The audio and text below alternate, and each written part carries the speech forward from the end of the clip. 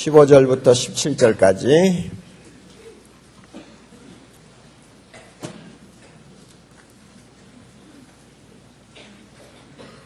15절부터 17절까지 우리 차분히 생각하면서 같이 읽습니다. 15절부터 17절까지 저가 모든 사람을 대신하여 죽으심은 산자들로 하여금 다시는 저희 자신을 위하여 살지 않고 오직 저희를 대신하여 죽었다가 다시 사신 자를 위하여 살게 하려 함이니라. 그러므로 우리가 이제부터는 아무 사람도 육체대로 알지 아니하노라. 비록 우리가 그리스도도 육체대로 알았으나 이제부터는 이같이 알지 아니하노라. 그런즉 누구든지 그리스도 안에 있으면 새로운 피조물이라. 이전 것은 지나갔으니 보라 새 것이 되었도다. 아멘. 오늘 저녁에 제가 전하려고 하는 메시지 제목을 조금 독특하게 잡아보았습니다. 여러분들에게 좀 깊은 인상을 심어주기 위해서 어떤 면에서는 좀 잘 잊어버리지 아니하고 여러분의 생을 통해서 기억하도록 하기 위해서 영어로 바꾸어서 그것도 조금 이상하게 제목을 좀 붙였습니다. 제 발음이 좋지 않으니까 처음에는 무슨 말인지 절대 못 알아들을 거예요. My New IBP. 원래 IBP 하면 이 V 발음이 좋아야 되는데 이 한국 사람은 죽었다 깨도 V 발음 제대로 못해요. 그래서 그냥 IBP 하면은 E인지 V인지 잘 모르잖아요. 이거 V예요. IVP. My New IVP.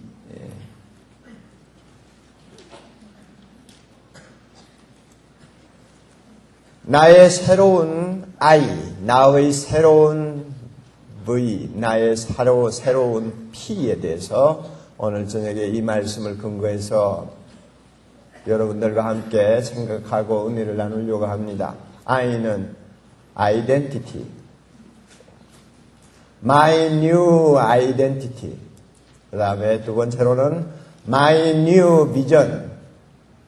세 번째로는 my new paradigm.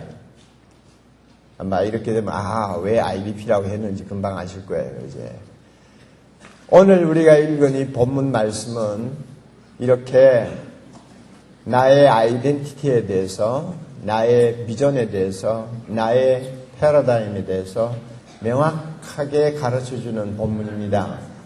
이 본문 속에서 이 세 가지에 대한 정확한 해답을 우리는 얻을 수가 있습니다. 성령께서 여러분들의 마음을 좀 활짝 열어주셔서 재미있는 이야기 들으려고 하지 말고 조용히 생각하면서 여러분 마음속 깊은 곳에 하나님의 음성이 좀 들렸으면 좋겠습니다. 여러분이 어떤 아이덴티티를 발견하느냐에 따라서 여러분의 생이 결정돼요. 여러분의 비전이 무엇인가를 발견하는 데 따라서 여러분의 인생의 방향이 확정됩니다. 여러분의 패러다임이 어떻게 변하느냐에 따라서 여러분의 사람 냄냄과 여러분의 가치관이 달라져 버려요. 얼마나 중요한지 모릅니다. 여러분이 며칠 동안 이 자리에 와서 말씀을 배우면서 은혜 받는 이유도 사실은 이 세 가지에 대한 명확한 해답을 얻어서 돌아가기를 원하기 때문에 온 것이지 여러분 잠깐 그냥 흥분하려고 온 것이 아니에요. 지금부터 20년 전 1983년도입니다.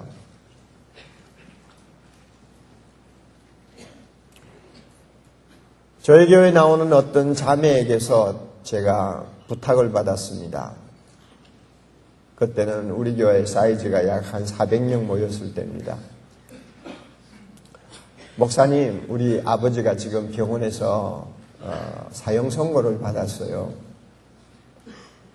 말기암이라고 해서 수술을 하려다가 의사가 다시 덮어버렸습니다. 그리고 그저 한 2달 내지 석 달 살면 오래 살 것이라고 하는데 목사님 죄송하지만은 우리 아버님 전도 좀 해주세요.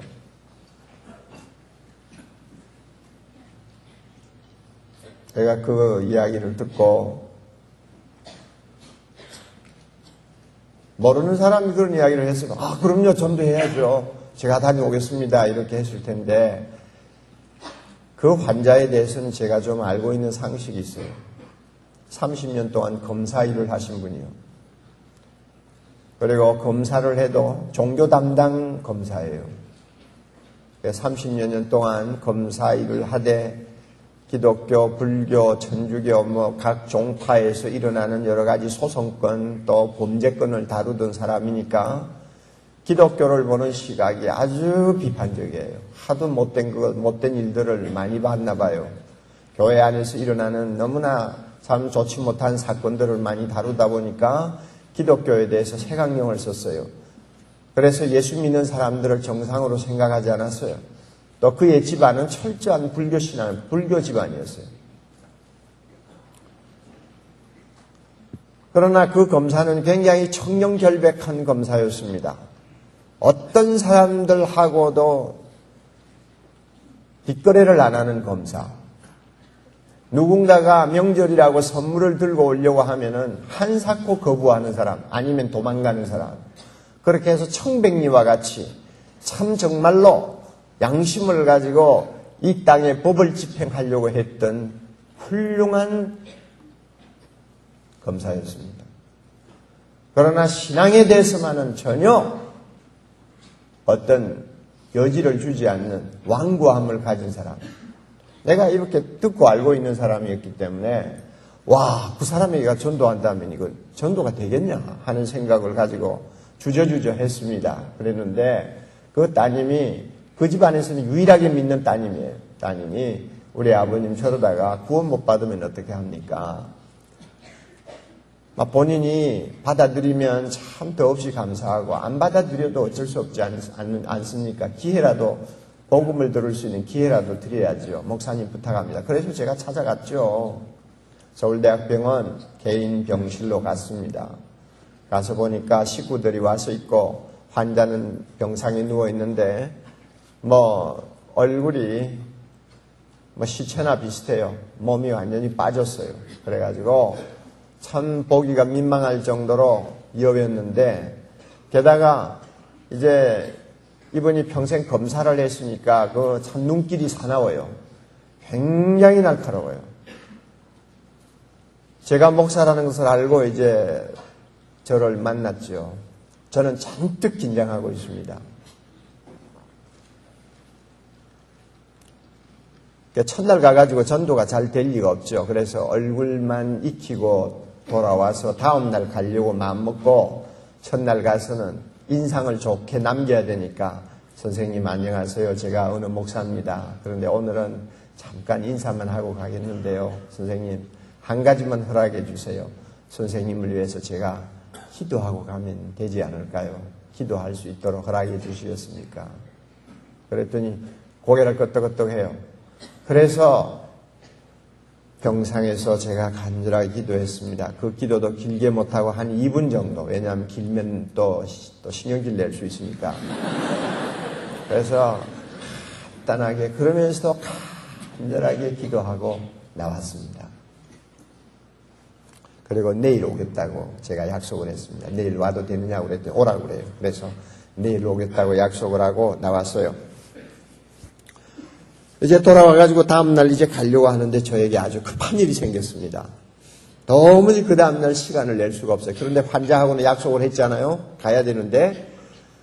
그래서 저 밑에서 함께 일하던 최홍준 목사님을 불러가지고 내 대신 좀 가달라고 사정을 했습니다. 그러니까 최 목사가 벌벌 떨고 내가 그 사람에게 가서 어떻게 전도하느냐고. 아니, 그래도 이제 마음이 좀 열려 있는 것 같으니까 전도하라고. 전도는 나보다도 최 목사님이 훨씬 잘하잖아. 그러니까 가서 전도 좀 하라고 그랬어. 그래가지고 달래가지고 보냈는데 돌아와가지고는 할렐루야입니다. 목사님, 그분이 예수 믿기로 작정했습니다. 할렐루야. 얼마나 감사한지요. 그런데 그 다음에 이야기가 저를 감동시켰습니다. 어떻게 그렇게 쉽게 예수를 믿더냐 제가 물었더니 목사님 제가 처음에 딱 갔는데요. 제가 소개를 했죠. 저는 사랑의교회 부목사로 있는 최홍준 목사입니다. 그랬더니 이 검사 양반이 자기를 좀 일으켜 앉혀달라고 그러더래요. 그래 식구들이 이제 앉혔는데 딱 앉아서 벽에 기대고 나서는 목사가 딱 바로 보고는 그 다음부터는 이제 말을 하기 시작하는데 이제 목사에 대해서 안 좋은 거, 기독교에 대해서 안 좋은 거, 예수 믿는 사람들이 안 좋은 거, 모든 것을 다 그냥 토해내는 거예요. 왜냐하면 사랑의 교회 담임 목사가 왔을 때는 약간 대접을 해준다라고 입을 다물고 있었는데 부목사가 왔다니까 이놈이가 잘됐다 이제 보자 하고는 앉아가지고 자기 속에 있는 모든 말을 그냥 털어놓은 거예요. 그래가지고 그 최 목사님이 한마디 대답도 못하고 한 30분 그냥 죽으라고 앉아 들었대요. 그래 한 30분 떠드니까 환자가 힘이 빠질 것 아니에요. 할 이야기는 더 많았겠지만 힘이 빠지니까 좀 조용해지더래요. 그래서 선생님 말씀 다 하셨습니까? 그랬더니 예, 다 했다고. 그러면 제가 이제 말씀을 드려도 좋겠습니까? 그랬더니 해보라고. 그래서 그 시간에 성령께서 우리 최 목사님에게 참 펴도록 해준 본문이 바로 오늘 우리가 읽은 이 말씀이에요. 선생님 제가 읽어드릴 테니까 좀 들어보세요. 그리고는 15절부터 17절까지 쭉 읽어주었습니다. 그랬더니 그 다음에 놀라운 일이 일어났어요. 그 검사 양반이 그 성경 제가 직접 좀 보면 안 되겠습니까? 아이고 얼마나 좋아요. 보세요. 그래가지고 성경을 손에 쥐어주었습니다. 들려주었더니 성경을 그 손가락으로 가르치는 본문을 한참 쳐다보는 그 사람의 눈에서 눈물이 툭툭 떨어지기 시작했어요. 참 성령께서 역사하시면 이상한 일이 일어납니다. 그 사람이 무슨 성경 본문을 이해를 했겠어요. 특별히 그 본문에서 무슨 진리를 깨달은 것이 있었다고는 생각되지 않는데 무언가 와서 마음을 때린 거예요. 그 본문 가운데 어떤 부분이 그 사람의 눈을 열어놓은 거예요. 그래가지고 그 본문을 읽으면서 눈물을 쭉 흘리고 있더래요.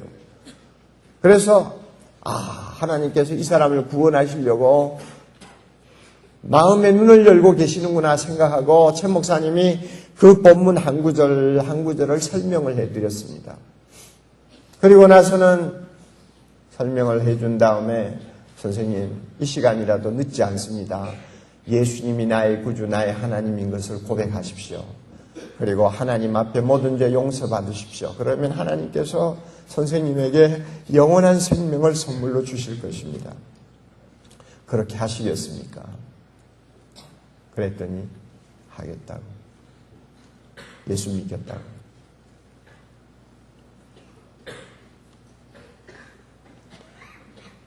그때 그가 예수를 믿고 나서 순간적으로 새 사람이 되었어요. 병원에서는 집으로 내보냈습니다. 더 이상 병실에 있을 필요가 없으니까 집에 가서 쉬면서 그저 남은 여생을 보내라고 집으로 보냈어요.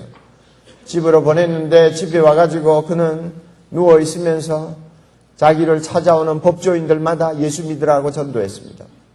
나는 너무 늦게 알고 너무 늦게 믿었는데 자네들은 그렇게 하지 말고 젊었을 때 예수 믿게 하고는 전도하다가 나중에는 힘이 빠져가지고 말을 할 수가 없으니까 큰 종이에다가 예수 믿으라고 하는 말을 써놓고는 사람들이 오면은 그 종이 쳐다보라고 손가락질로 종이 쳐다보라고 이렇게 하면서 전도를 했습니다.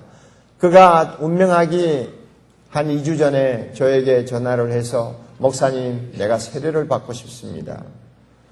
그래서 제가 우리 최 목사님이랑 몇 분 교육자들과 함께 세례를 주기 위해 그를 찾아갔습니다. 그는 거의 음식을 먹지 않고 있었습니다. 죽을 시간만 기다리고 있는 사람이었어요. 세례를 주려고 하는데 목사님 저를 좀 앉혀주십시오. 그래서 바짝 마른 그 몸을 벽에 기대어 앉혔더니 그가 하는 말이 목사님 제가 기도해도 되겠습니까? 예, 기도해 보세요. 그의 기도 내용이 이겁니다. 고린도후서 5장 15절부터 17절까지 읽은 본문 내용. 하나님 저는 너무 늦게 알았습니다.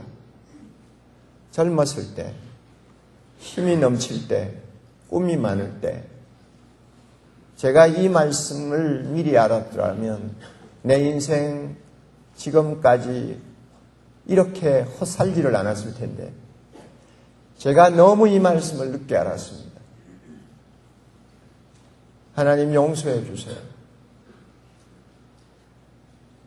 진실로 회개하오니 용서하시고 나를 구원해 주세요. 이 기도예요.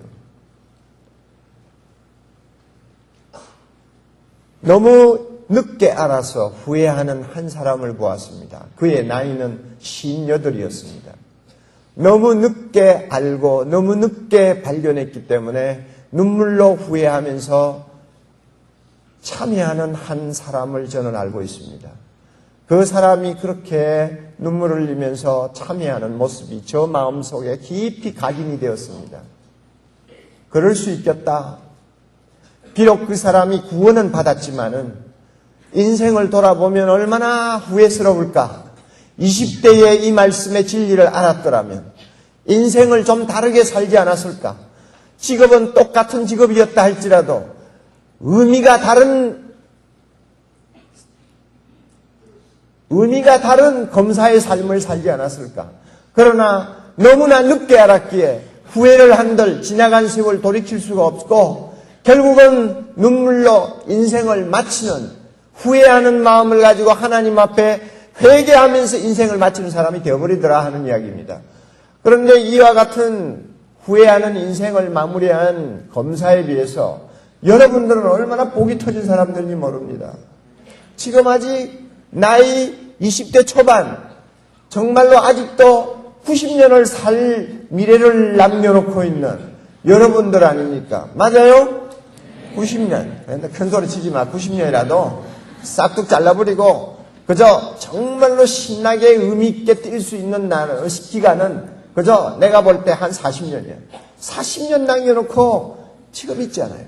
이 40년을 놓고 우리가 이 말씀의 깊은 의미를 깨닫고 그렇구나. 나의 아이덴티티가 무엇이구나. 나의 비전은 이런 것이구나. 나에게 있어서 패러다임은 이래야 되겠구나 하는 것을 여러분이 깨닫고 그 발견한 것을 붙들고 인생을 산다면 여러분을 통해서 놀라운 일이 일어납니다.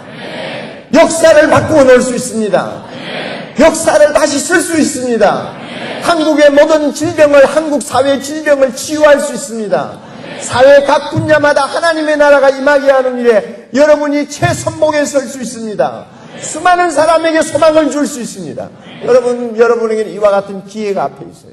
이런 기회를 앞두고 여러분이 이런 말씀에 대해서 깊이 깨달을 수 있게 해주신 우리 하나님 앞에 찬양과 경배를 돌려야 되겠습니다.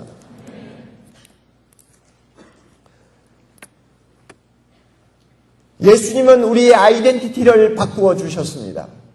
자, 우리 본문 순서대로 안 나갑니다. 제가 설교하기 좋은 순서대로 바꾸겠어요. 먼저 17절부터. 자, 여러분 우리 다 너무 잘 외우는 말씀이죠. 그런즉 다 같이 누구든지 그리스도 안에 있으면 새로운 피조물이라. 이전 것은 지나갔으니 오라 새 것이 되었도다. 예수 그리스도는 우리를 새로운 피조물로 만들어 두어 주었습니다. 새로운 피조물이 우리의 아이덴티티입니다. 여러분 아이덴티티 의미를 잘 아시죠?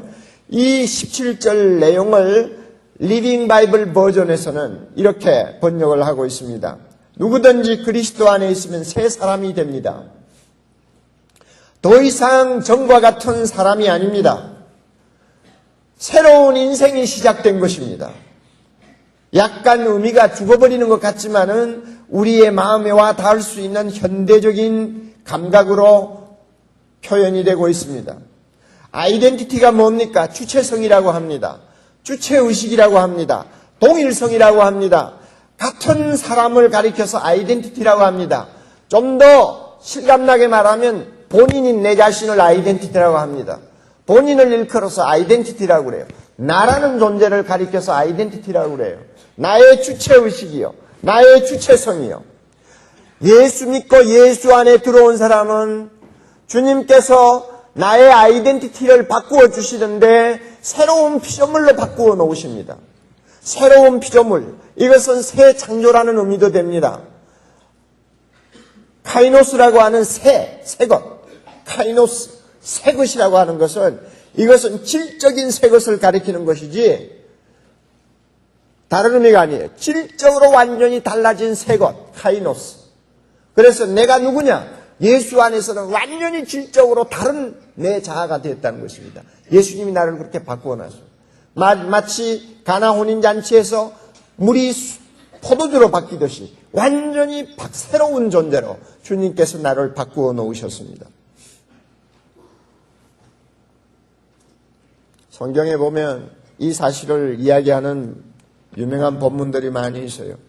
요한복음 3장 3절 사람이 거듭나지 아니하면 그러면 새로운 아이덴티티는 뭐냐? 거듭난 존재. 다시 태어난 존재. 그럼 어떤 모습으로 태어난 존재입니까? 요한복음 1장 12절 누구든지 그렇죠. 영접하는 자 곧 믿는 자는 하나님의 자녀가 되는 권세를 주셨으니 이는 혈통으로나 육정으로나 사람의 뜻으로 나지 아니하고 오직 하나님의 뭐요? 하나님의 뜻으로 하나님의 자녀로 태어나는 아이덴티티. 이것이 새로운 피조물입니다. 하나님의 자녀로 태어나는 아이덴티티. 그래서 천지 만물을 창조하신 하나님을 내가 마음 놓고 아버지라고 부르는 기가 막힌 존재로 다시 태어나는 이 아이덴티티를 주께서 우리에게 허락해 주셨어요. 그래서 요한일서 3장 1절에는 이 사실이 너무나 감격스러워서 보라 아버지께서 어떠한 사랑을 우리에게 주사 하나님의 자녀라 일컬음을 받게 하셨는고 보라 손가락을 가리키면서 이데티 보라고 손일을 하면서 야 우리가 어떤 존재가 되었는가 하나님의 자녀가 되었는데 이것은 단순하게 된 것이 아니니라 하나님이 우리를 너무 사랑하셔서 우리가 하나님의 자녀가 되었노라 이 이야기입니다. 엄청난 사건이 우리에게 일어난 것입니다. 그래서 하나님의 자녀가 되어 우리의 아이덴티티가 새로운 피조물로 바뀌고 나니까 거기에 뒤따라오는 많은 축복들이 있어요. 가장 큰 축복은 정죄를 당하지 않는다는 것이죠. 그리스도 안에 있으면 누구든지 정죄를 다시 당하지 않는다고 로마서 8장 1절에 이야기했습니다. 다시 말하면 하나님 앞에 죄인으로는 절대 설 이제는 가능성이 없어요.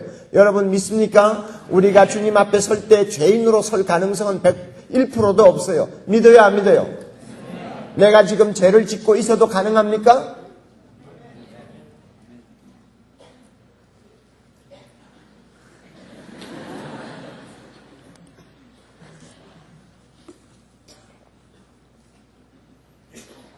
내가 앞으로 죄를 상당히 지을 가능성도 많이 갖고 있음에도 불구하고 하나님 앞에 정죄당할 수 있는 가능성이 1%도 없습니까?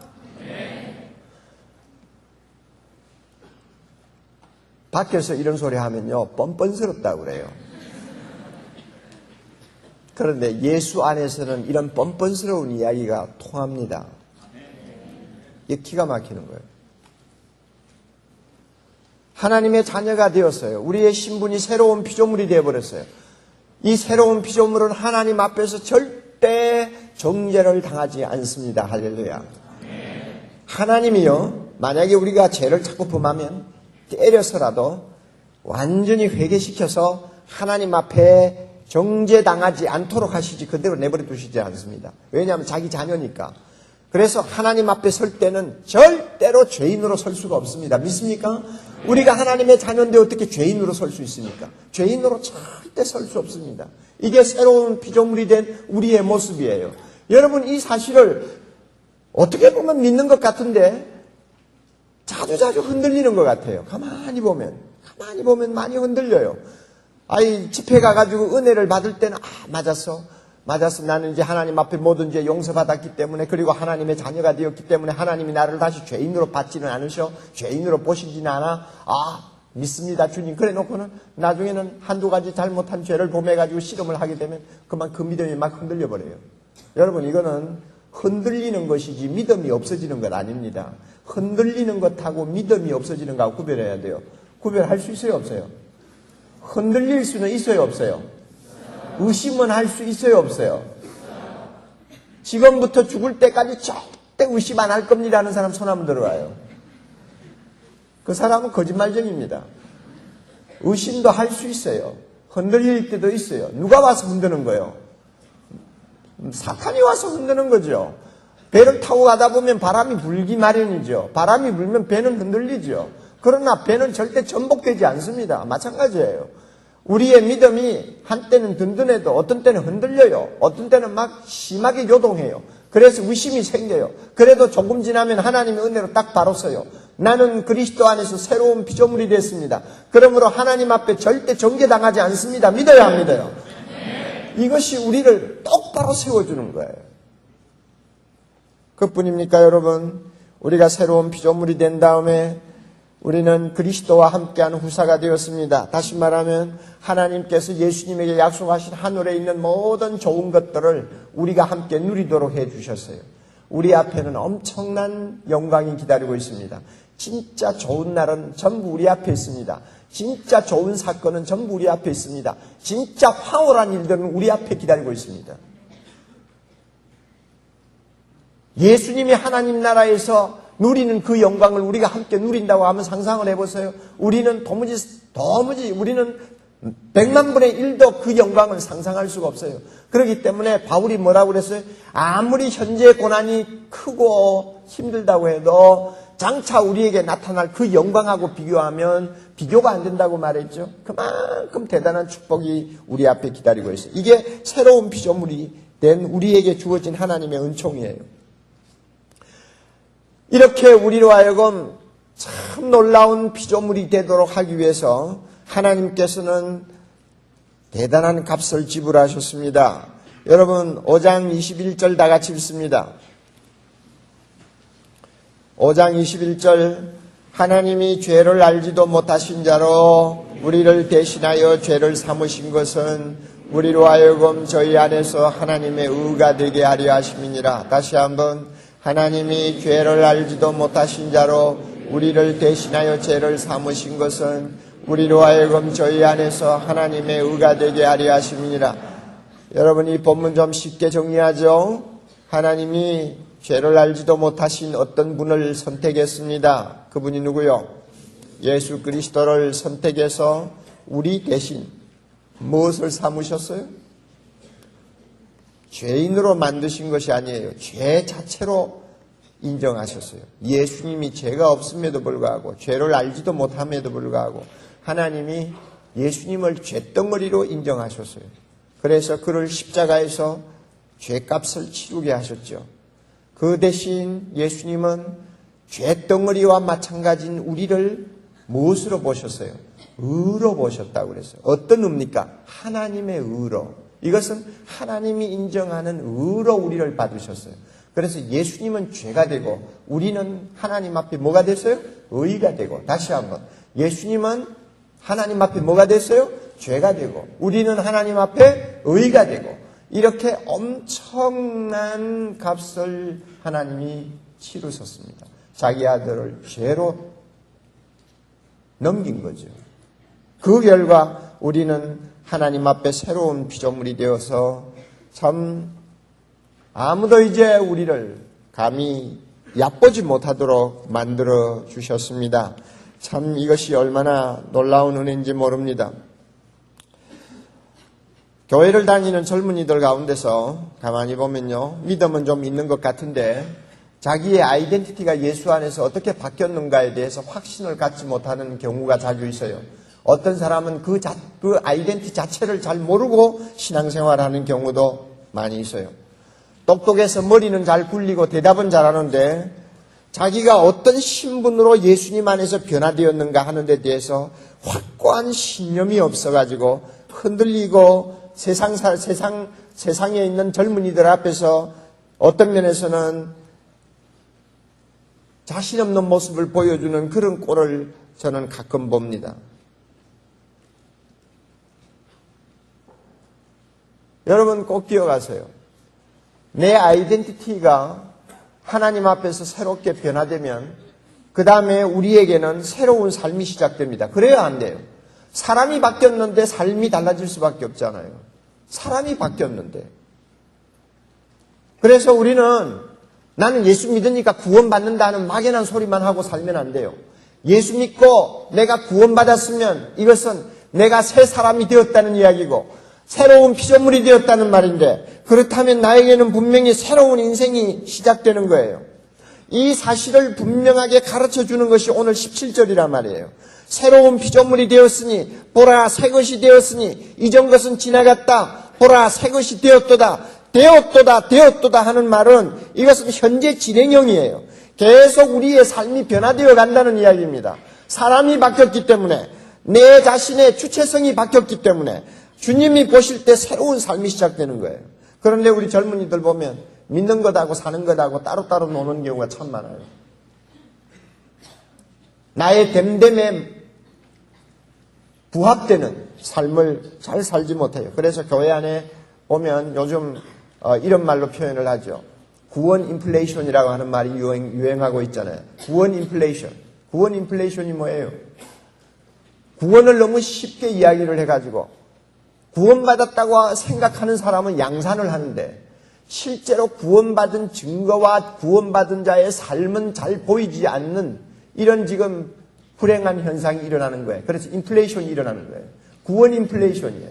여러분 잘 기억하세요. 여러분 자신이 구원 인플레이션에 지금 휩쓸려 있지 않는지 잘 보시라고 말해요. 사람이 달라지면 삶이 달라지기 마련입니다.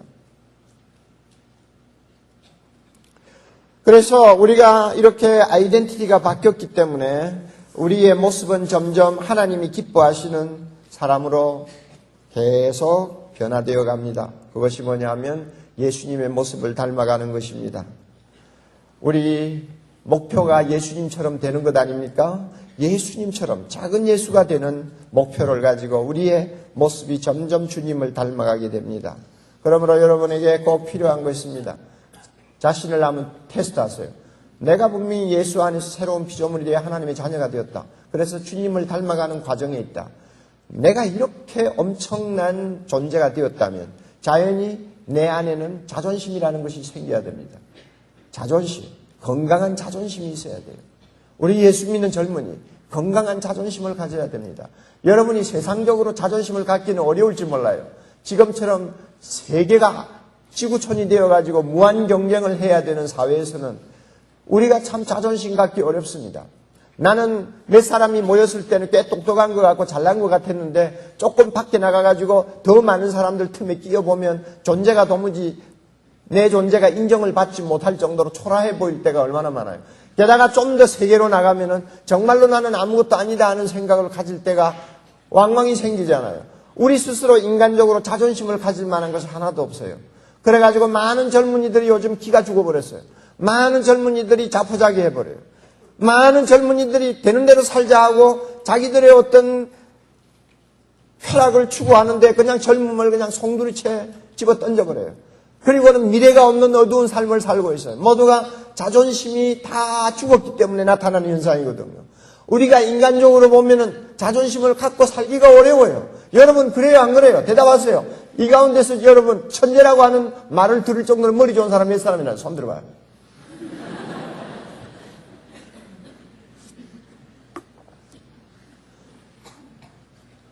이 가운데서 진짜 재벌집에서 태어났다는 사람 손 한번 들어요. 몇 사람이에요? 자, 이 가운데서 정말 어디 갖다 내놔도 뒤떨어지지 않냐는 미모를 갖고 있다고 하는 사람 손 한번 들어요.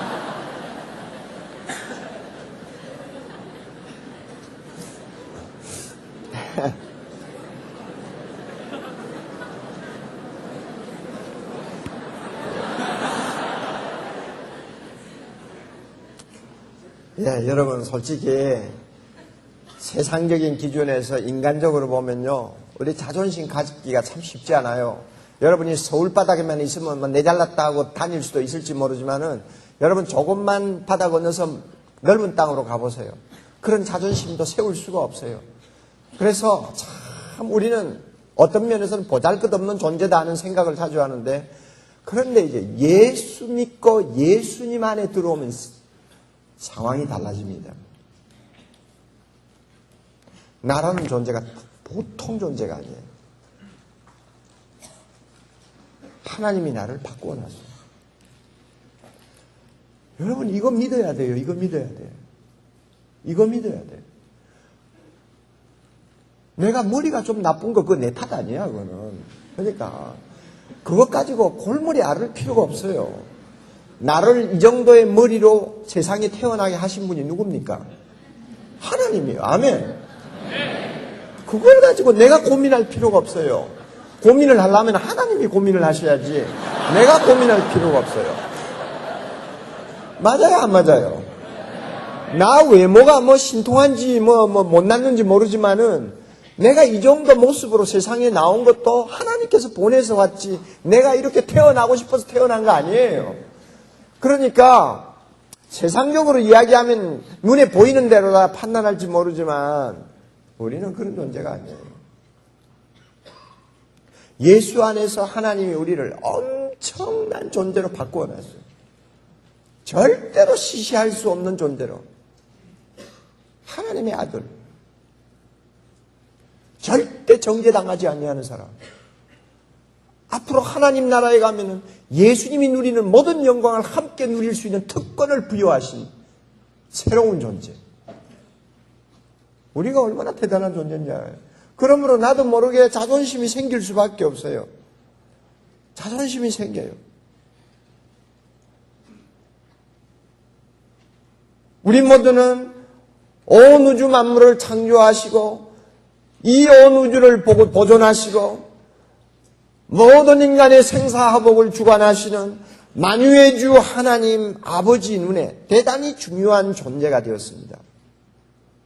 세상에서 가장 크신 분에게 나는 가장 중요한 존재가 되었습니다. 여러분 믿어요, 안 믿어요? 이게 자존심이에요. 이게 자존심이에요. 예수 믿는 사람만이 가질 수 있는 자존심이에요. 나의 아이덴티티에 대한 자존심이에요. 하나님이 나를 어떤 존재로 보시느냐 그거 생각하면은 주저앉았다가도 벌떡 일어날 수 있는 자존심이 나에게 있어요. 여러분이 자존심을 갖고 있지 못하면 절대 앞으로 여러분 고개 들고 세상 살지 못합니다. 이은상 씨가 자존심에 대해서 이런 말을 했어요. 자존심이라는 것은 배타도 아니다, 교만도 아니다. 자존심은 자기 확립이다. 자기 강조다. 자존심이 없는 곳에 얄미운 아침이 있고, 아첨이 있고. 이제 제가 열이 좀 오르나 봐요. 자존심이 없는 곳에 얄미운 아첨이 있고 더러운 굴복이 있고 넋 빠진 우상숭배가 있다. 위대한 개인을 보라. 위대한 민족을 보라. 위대한 개인, 위대한 민족은 자존심 하나로 결정된다.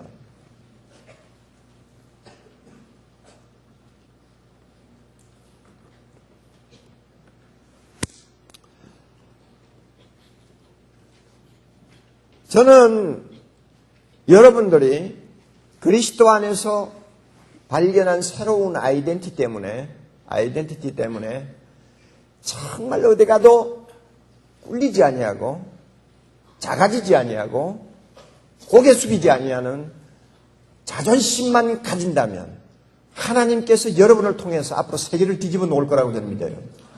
그러나 하나님 앞에서 새로 발견한 나의 아이덴티티가 나에게 그 어떤 사람 앞에서도 꿀리지 아니할 만한 자존심을 세워주지 못한다면 여러분은 예수 믿고 구원은 받을지 모르지만은 이 세상에서 하나님이 원하는 사람은 되기가 어려울 거예요. 사도행전 26장에 가면 29절이죠. 사도 바울에게 있어서 가장 위대한 장면이라고 흔히 말하는 하나의 극적인 현장이 나와요. 지금 사도 바울은 죄수입니다. 지금 재판을 받는 중인데 자기 앞에는 아그리빠 왕하고 버니게라고 하는 두 사람이 앉아 있어요. 아그리빠 왕은 나이가 20대 초반에 지나지 아니하는 새파란 왕입니다. 그리고 자기 왕권, 자기 왕위를 누구든지 넘보는 것 같다고 하는 의심이 가는 사람은 주체하지 아니하고 죽이고 없애는 아주 잔인한 젊은이에요. 그리고 버니게라고 하는 사람은 아그리빠 왕의 누나예요. 누나인데 몇 번 시집 가가지고 실패하고 지금은 동생 집에 와가지고 붙어 있어요. 그러면서도 왕비처럼 행세하는 거예요. 그래가지고 이상한 소문들도 많이 나 있었어요. 나중에는 로마 황제에게 아첨을 해가지고 정부로 들어가는 여자예요. 그러니까 세상적으로 볼 때는 두 사람이 화려하죠. 하나는 왕이요, 하나는 왕비처럼 해가지고 앉아서 앞에 있는 사도 바울을 쳐다볼 때는 얼마나 불쌍하게 보였겠어요. 쇠고랑을 차고 지금 재판을 받고 있는데, 예? 그런데 이 바울이 아그리빠 왕에게 유명한 말 한마디 했죠. 아그리빠 왕이 너 몇 마디 가지고 나를 그리스도인으로 만들려고 하는구나. 그러면 그리스도인이라는 말은 얕보는 말로 하는 말이거든요. 비웃는 말이거든요. 너 몇 마디 해가지고 나를 뭐 예수쟁이 만들려고 하냐? 이런 식으로 말을 하니까 바울이 뭐라고 그랬어요? 쇠고랑을 차고 있는 손을 번쩍 들고 유명한 말이 했습니다. 뭐라고 해요? 말이 적으나 많으나 당신뿐 아니라 오늘 내 말을 듣는 모든 사람도 다 이렇게 결박된 것 빼놓고는 나와 같이 되기를 하나님께 원합니다. 내가 결박당하고 있다는 이것 빼놓고는 당신이나 나나 모두가 다 나와 같이 되기를 원합니다. 여러분 사도 바울의 자존심 대단하죠. 왕 앞에도 꿀리지 않아요. 세상의 권세 앞에서도 꿀리지 않아요. 자기가 하나님의 자녀가 되고 예수님 때문에 모든 죄 용서받고 영광스러운 하나님의 자녀가 되었다는 그 사실 하나만으로도 왕 앞에 꿀리지 않는다는 말이에요. 세상 부귀 영화 그것이 눈에 들어오지 않는다고 말이에요. 우리는 이런 자존심을 회복해야 됩니다. 여러분 이런 집회를 하는 이유가 있어요. 여러분 믿음이 좋아지기 위해 집회하는 것이죠. 그러나 믿음에서 끝나면 안 돼요. 여러분이 그리스도 안에서 발견한 새로운 자존심을 여러분이 가져야 됩니다.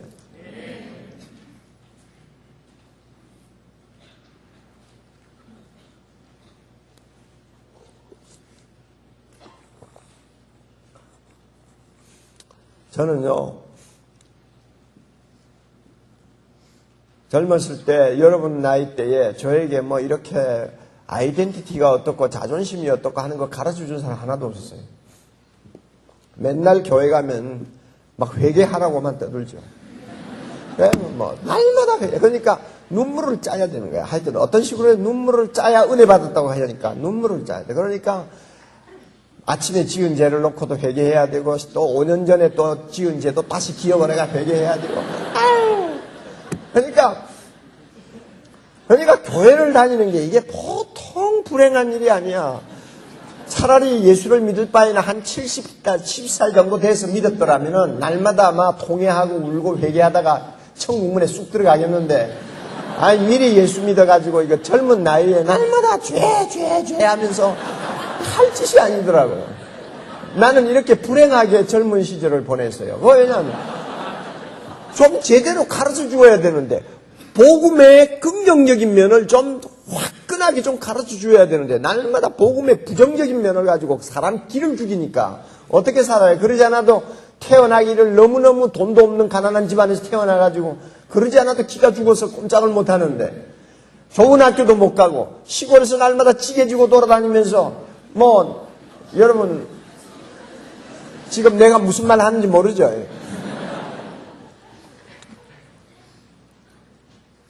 지금부터 여러분 50년, 뭐 55년 전 여러분 상상을 해보세요. 여러분은 정말 상상 못할 거예요. 그런 가난한 나라, 정말로 남의 나라 식민지로 있다가 겨우 해방되어가지고 공산주의하고 싸움이 벌어지고 막 온통 나라가 뒤죽박죽 되는데 큰 어려운 상황 속에서 여러분 젊은 시절을 보내는데 그게 무슨 자존심이 있겠어요? 한번 생각해봐요. 게다가 교회 가면은 사람 기만 잔뜩 죽이고 말이지. 죄인이다 하고 날마다 두들기니까 내가 기를 쓰고 어떻게 살아요. 그런데 나중에 제가 이제 신학교를 들어가고 하나님의 말씀을 저 자신이 좀 깨닫기를 시작했을 때 내가 잘못 배웠다. 선생 잘못 만났고 목사 잘못 만나가지고 내가 그동안 너무 억울하게 인생을 살았구나. 나라는 존재는 절대로 기가 죽을 존재가 아니구나 하는 것을 발견했어요.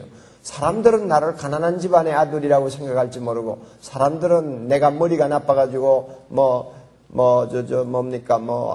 뭐 시험도 쳐가 떨어지고 뭐 하여튼 뭐 어쨌든 그래서 형편없이 볼지 모르지만은 내가 예수 믿었기 때문에 하나님 앞에서는 보통 존재가 아니구나 하는 것을 내가 비로소 알기 시작했어요. 그 아이덴티티가 주는 자존심이 점점 내 마음에 자리를 잡기 시작하니까 그 다음부터는 내 머리가 점점 올라가는 거예요. 그리고 마음이 넓어지는 거예요. 그리고 떳떳해지고 두려움이 없어지고 내가 머리가 둔해도 그것 때문에 고민하지 않고 나는 세상에서 무슨 직업을 가지고 살지는 모르지만 또 나는 세상에서 서로 목사가 되어 살고 목사가 되어서 하나님이 저 시골에 있는 한 50명 모이는 교회를 가서 평생을 일하라고 해도 내가 거기 가서 일할 것이고 주님을 위해서 일하다가 교회를 위해 섬기다가 갈 것인데 내가 어떤 모양으로 살든지 간에 그거하고 내 자존심하고는 관계가 없는 거예요. 나는 이미 엄청난 자리에 와 있기 때문에 세상적인 기준으로 나를 말할 필요가 없는 거예요. 평가할 필요가 없는 거예요. 그래서 그 뒤로 나의 생각이 바뀌고 나의 걸어가는 모습이 달라졌어요. 그래서 오늘까지 살았어요. 나는 누구 앞에서도 꿀린 일이 없어요. 그 진리를 발견한 다음부터는 아무리 잘 사는 사람 집에 가서도 그것 보고 회 입을 벌리고 부러워한 일도 없어요. 내보다도 머리 똑똑하고 잘난 사람들 앞에서도 저 자신이 초라하게 생각된 일이 없어요. 나는 하나님께서 엄청난 존재로 만들어주셨다는 것을 내가 깨달았기 때문입니다. 여러분이 이 자존심 안 가지면 여러분 세상 못 살아요. 하나님의 손에 쓰임받지 못해요. 여러분이 인물 가지고 여러분을 평가하면 안 돼요.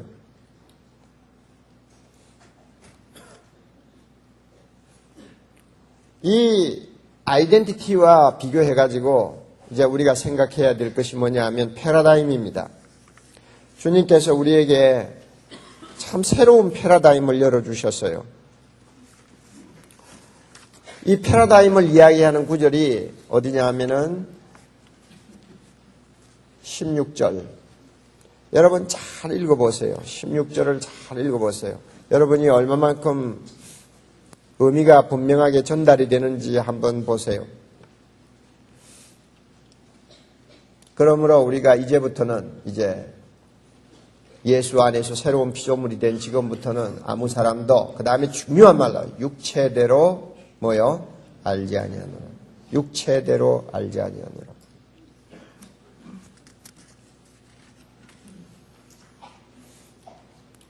비록 우리가 그리스도도 육체대로 알았으나 이제부터는 이같이 알지 아니하노라.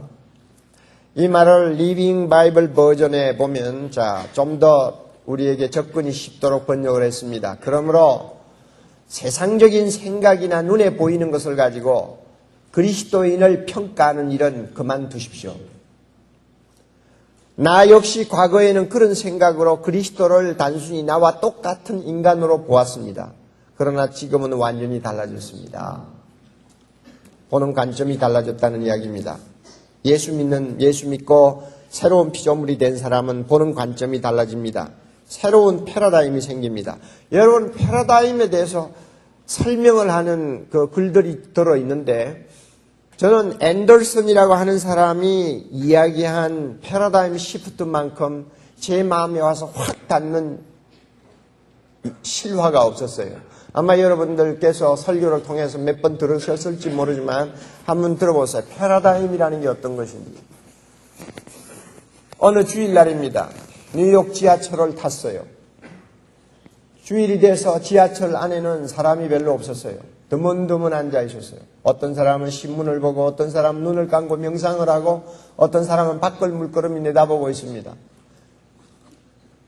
어느 역에서 정차를 했는데 한 30대 되는 남자가 애들 두 명을 데리고 탔습니다.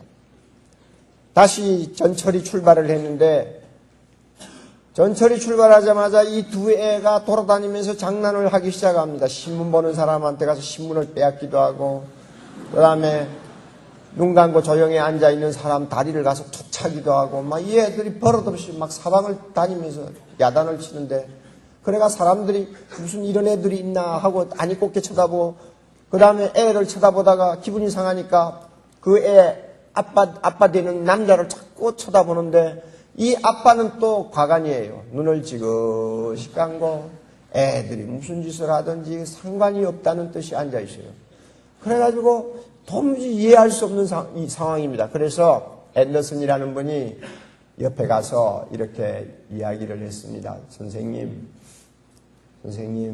대개 자녀들을 조금 제재를 좀 해주세요. 앉아있는 승객들이 굉장히 불편해하는데 좀 자녀들을 조금 주의를 좀 시켜주셨으면 좋겠습니다. 그랬더니 이 남자가 깜짝 놀라면서 예, 알겠습니다, 선생님. 제가 자녀들을 단속을 해야 되는데 선생님, 지금 저는 병원에서 오는 길입니다. 1시간 전에 아내가 세상을 떠났어요. 그래서 지금 제가 지금 무엇을 해야 될지 지금 전혀 감을 못 잡겠어요. 그래서 지금 아이들을 제가 단속을 하지 못하고 있는데 선생님 용서해 주세요. 앤더슨이 그 말을 듣자마자 얼마나 충격받았겠어요. 자기 부인이 지금 세상을 떠나고 애들을 데리고 허겁지겁 지금 집으로 돌아가는 남자. 상황이 그렇다는 것을 알자마자 드디어 이 앤더슨의 무엇이 변화가 일어납니까? 패러다임의 변화가 일어나는 것입니다. 상황을 보는 눈이 완전히 달라져 버렸어요. 애들이 그렇게 뛰어다녀도 그것이 시끄럽다고 생각이 안 되고, 자기 아빠가 애들을 주의시키지 않고 가만히 앉아있어도 왜 저 남자가 저렇게 멍청해 하던 생각이 다 없어져 버리고, 어떻게 하면 도와줄 수 있을까? 어떻게 하면 이 가정의 위로가 될 수 있을까? 하는 생각으로 금방 바뀌었다고 말이에요. 이게 패러다임 시프트입니다. 보는 관점이 달라집니다. 우리가 예수님 안에서 새로운 피조물이 되기 전에는 모든 것을 어떻게 보았느냐? 몇 가지로 표현할 수 있습니다. 육적으로 보았어요. 영적으로 보지 않냐고 육적으로 보았어요. 그래서 예수님 당시에 사람들도, 사도 바울도 예수님을 나사렛 청년으로 보았지 하나님의 아들로 못 봤어요. 모든 것을 육적으로 평가해. 출신이 어디냐, 어느 동네에서 나왔느냐, 공부 얼마나 했느냐, 모든 것을 육적으로 세상적인 기준을 가지고 평가했어요. 영적으로 사람을 보지 못했어요. 그 다음에 예수 안에 들어오기 전에는 우리는 항상 현실적인 것, 세상적인 것만 중요하게 보았지 내세적인 것, 영원한 것에 가치를 두지 못했어요.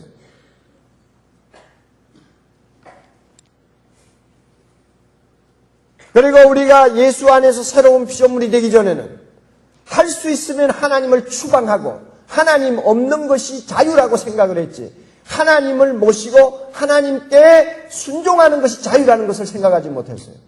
그래서 할 수만 있으면 하나님으로부터 도망가려고 하는 생각만 했죠. 그래서 하나님 없는 세계가 진정한 인간의 행복을 추구할 수 있는 세계라고 생각을 했습니다. 이게 옛날의 패러다임입니다. 다시요. 옛날의 패러다임. 예수 밖에 있을 때 우리의 패러다임. 영적인 것이 아니고 무엇이라고요? 육적인 것이요. 또 뭐요? 내세적인 것이 아니고 뭐라고요? 현실, 세상적이고. 그 다음에 또 하나님 중심이 아니고 뭐요? 하나님 추방하는, 하나님 없는 무신론적인 사고. 이런 안목을 가지고 모든 것을 보고 모든 것을 평가하고 모든 것을 추구하는 것. 이것이 옛날의 패러다임이었어요. 그러나 우리는 이제 예수 안에서 변화된 하나님의 자녀이기 때문에 이제부터는 사람을 보아도 그런 패러다임을 가지고 보지 않습니다.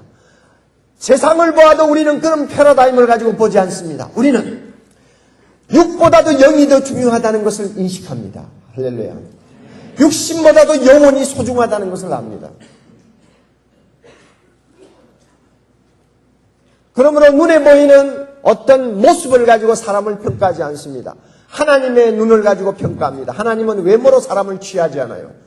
하나님은 내면을 보십니다. 영혼을 보십니다. 우리도 사람을 볼 때에 영혼의 소중함을 가지고 사람을 평가하지, 외모를 가지고 아니면 가진 것을 가지고 그 사람의 값을 매기지 않습니다. 우리의 패러다임이 바뀌었기 때문에 그래요. 우리는 사람을 볼 때 장차 하나님 나라에 가서 별처럼 빛나는 영광스러운 존재가 되어야 된다는 거기에다가 더 중요성을 두지, 세상에서 화려한 인생을 살고 세상에서 모든 사람으로부터 칭송을 받다가 영혼을 놓쳐버리는 것은 진정한 인생의 삶이 아니라고 평가를 합니다. 그러므로요, 부잣집 문간에 거지로 살다가 간 나사로가 성공한 사람이라고 우리는 생각하는 것입니다. 부자로 살면서 예수님 없이 살다가 영원한 나라에 가서 망하는 부자보다도 차라리 세상에서 가난하게 살고 거지로 살다가도 영원한 나라에 가서 하나님 앞에 대접받는 그 삶이 성공이라고 생각합니다. 왜냐하면 현실보다도 내세를 더 중요하게 여기기 때문입니다. 패러다임이 바뀌어요.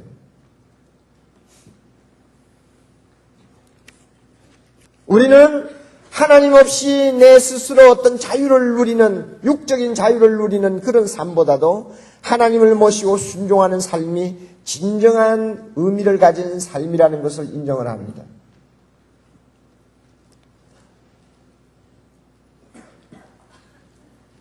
우리 예수 믿는 사람들이 이와 같이 패러다임이 바뀌지 아니하면요, 앞으로 여러분의 앞날은 굉장히 험할 것입니다. 왜냐하면은 여러분은 결국 세상을 따라갈 수밖에 없기 때문에, 세상이 보는 관점을 따라서 세상이 가지는 가치관을 가지고 여러분은 비슷하게 움직이지 아니하면 이 세상을 감당할 수가 없게 됩니다. 차라리 여러분이 완전히 다른 사람이 되어가지고 세상과 대결을 하면 거기에는 어떤 승부가 날 수가 있는데, 예수 믿는다고 하면서 비슷한 패러다임을 가지고 세상 사람들처럼 따라가다가는 여러분의 존재는 너무나 비참하게 되어버릴 것입니다.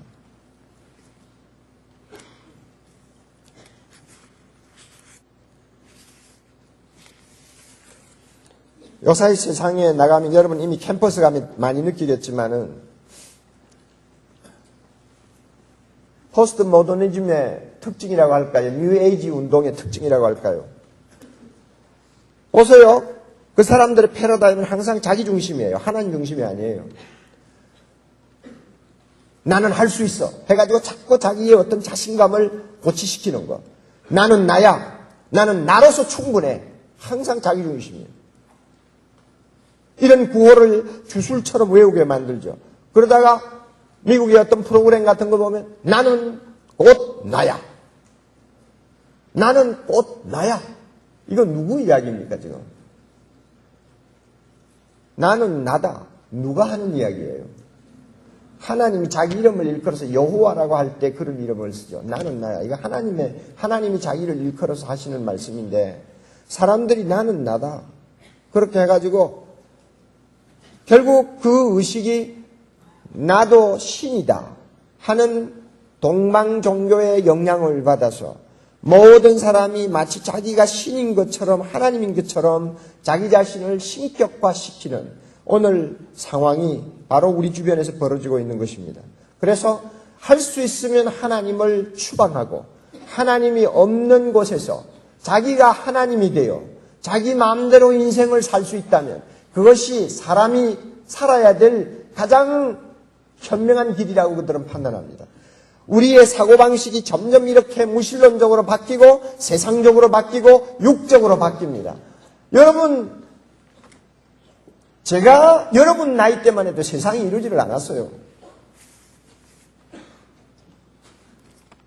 여러분은 지금 너무 불행한 상황에 빠져 있어요.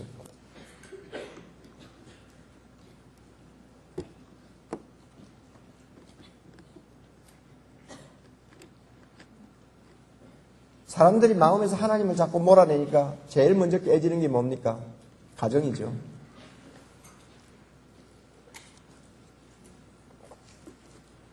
가정이 완전히 깨지잖아요, 지금.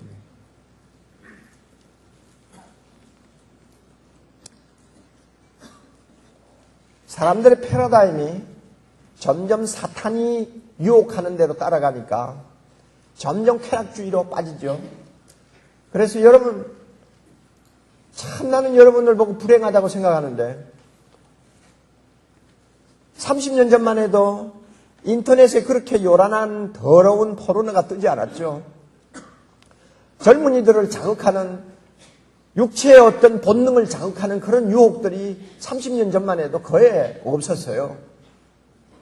그러나 요즘은 신물이 날 정도죠.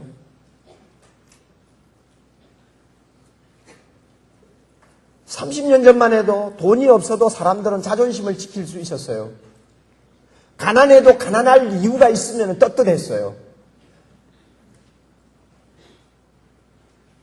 그러나 지금은 돈 못 벌면 바보로 스스로 자기를 정죄하고 있어요. 수단 방법 가리지 말고 어떻게 하든지 모으는 자가 승자라고 생각을 합니다. 물질주의에 완전히 노예가 되어버렸어요. 여러분, 이런 상황을 여러분이 가만히 보세요. 왜 이렇게 되어갑니까? 점점 사람들은 육적이요, 현실주의요, 무신론적이요, 이런 패러다임을 가지고 세상을 논하기 때문에 세상은 점점 지옥처럼 변해가고 사람은 점점 사탄처럼 변해갑니다. 마귀처럼 변해가요. 자, 이런 상황에 여러분이 지금 있습니다. 이런 절망적인 지옥 같은 세상을 누가 바꿀 수 있습니까?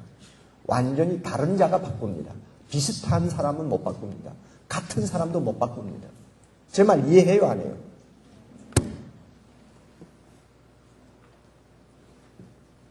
달라야 바꿀 수 있어요. 달라야 대적할 수 있고, 달라야 그 사람들의 무엇이 잘못되었는가를 지적할 수 있고, 달라야 그들에게 어떤 감동을 줄 수 있어요. 똑같으면 안 돼요. 그래서 하나님이 이렇게 점점 지옥처럼 변해가는 세상을 구원하라고 우리를 예수님 안에서 불러주셨고, 예수님 안에서 우리의 정체성을 바꾸고 우리에게 자존심을 심어주고 그 다음에 이 세상을 보는 패러다임을 새롭게 해주셨습니다. 그래서 무엇이 나쁘고 무엇이 옳고를 분별할 수 있도록 해주셨어요. 우리는 육신을 영혼보다도 앞세우면 안 됩니다. 그것은 망합니다.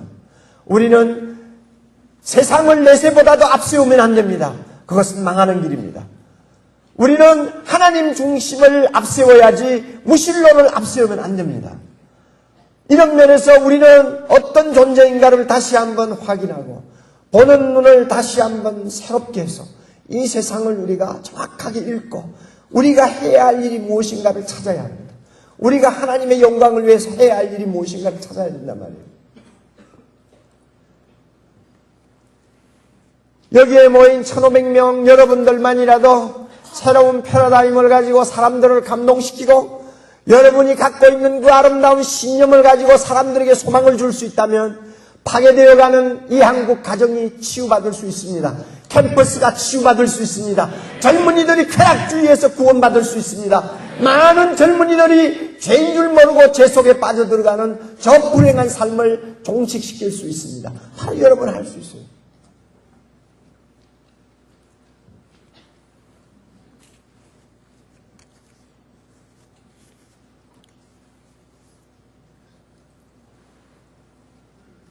오늘날 대중문화를 우리가 특징 지운다면 철저하게 쾌락주의요, 철저하게 육적이요, 철저하게 현실주의요, 철저하게 무신론적입니다. 이게 오늘 대중문화의 특징입니다.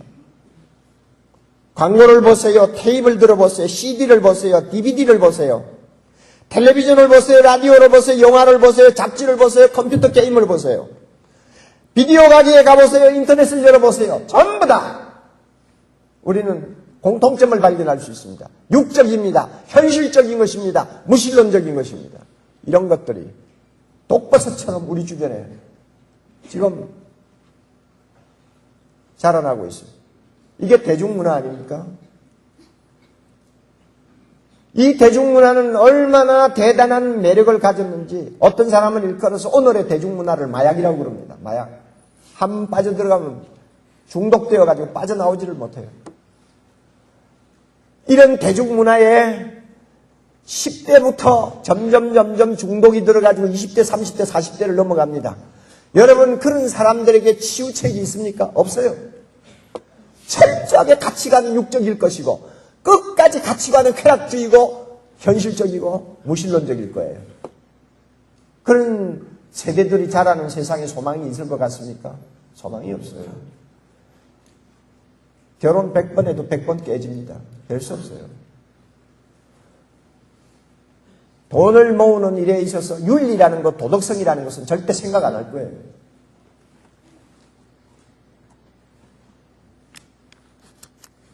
무서운 사람들이 이 세상을 지배할 것입니다. 이런 상황에서 예수 안에서 새로운 피조물이 된 여러분들의 역할이 무엇인지 한번 생각해 보세요.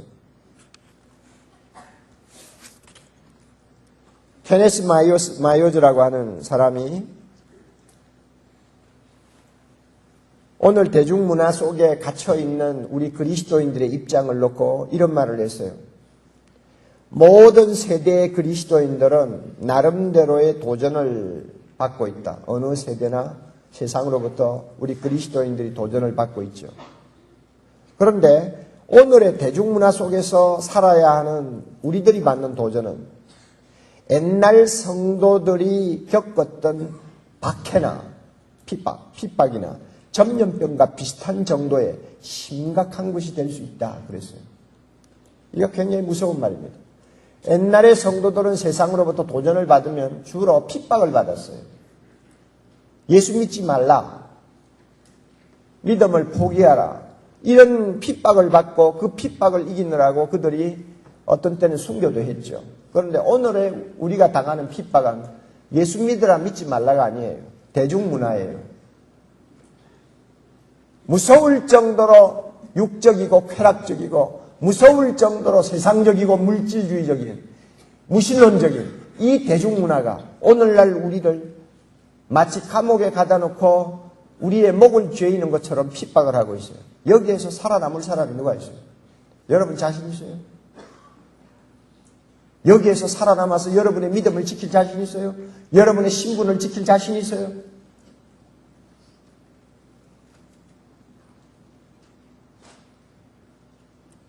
그러나 하나님께서 우리를 그리스도 안에서 불러주시고 새로운 아이덴티티를 얻게 하시고 우리의 패러다임을 바꾸어 주시는 이유가 있습니다. 우리만이 소망이기 때문입니다. 믿습니까? 내게 능력 주시는 이 안에서 내가 모든 것을 할 수 있느니라. 예수 그리스도 안에 있으면 우리를 통해서 하나님은 놀라운 기적을 일으키신다고 믿습니다. 이 세상을 바꿀 수 있습니다. 치유할 수 있습니다.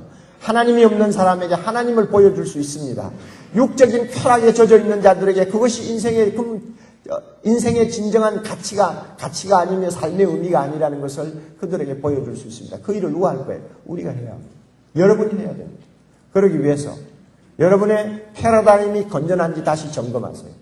여러분의 패러다임이 정말로 건전한지, 정말로 육신보다도 영을 더 중요하게 여깁니까? 모든 것을 육적으로 평가하지 아니하는 눈을 갖고 있습니까? 여러분 현실보다도 내세를 더 우선해 두고 있습니까? 여러분은 정말 하나님 아니면 죽는다는 의식을 갖고 있습니까? 그래서 모든 삶을 하나님 중심으로 봅니까? 이런 패러다임이 있으면 하나님께서 여러분을 사랑하실 것이고 여러분을 귀하게 사용하실 것이고 여러분을 통해서 하나님이 이루고자 하시는 큰 뜻을 이 땅에 펼치실 것입니다. 그러므로 우리는 달라야 합니다. 보는 것이 달라야 합니다. 관점이 달라야 합니다. 똑같으면 망합니다. 나중에 우리 똑같이 망해요. 달라야 합니다. 이런 새로운 패러다임을 이번 기회를 통해서 하나님께서 주시도록 우리 간절하게 기도해야 되겠습니다. 끝으로 한 가지 더, 하나님께서 우리에게 새로운 비전을 주셨어요.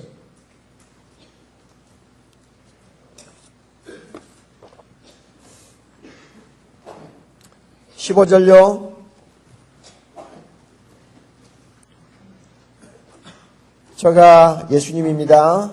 예수님께서 모든 사람을 대신하여 죽으시면, 예수님께서 우리 한 사람 한 사람을 위하여 대신해서 죽으시면 산자들로 하여금, 살아있는 우리들로 하여금 다시는 우리 자신을 위해서 살지 않고 오직 우리를 대신하여 죽었다가 다시 사신 누굽니까?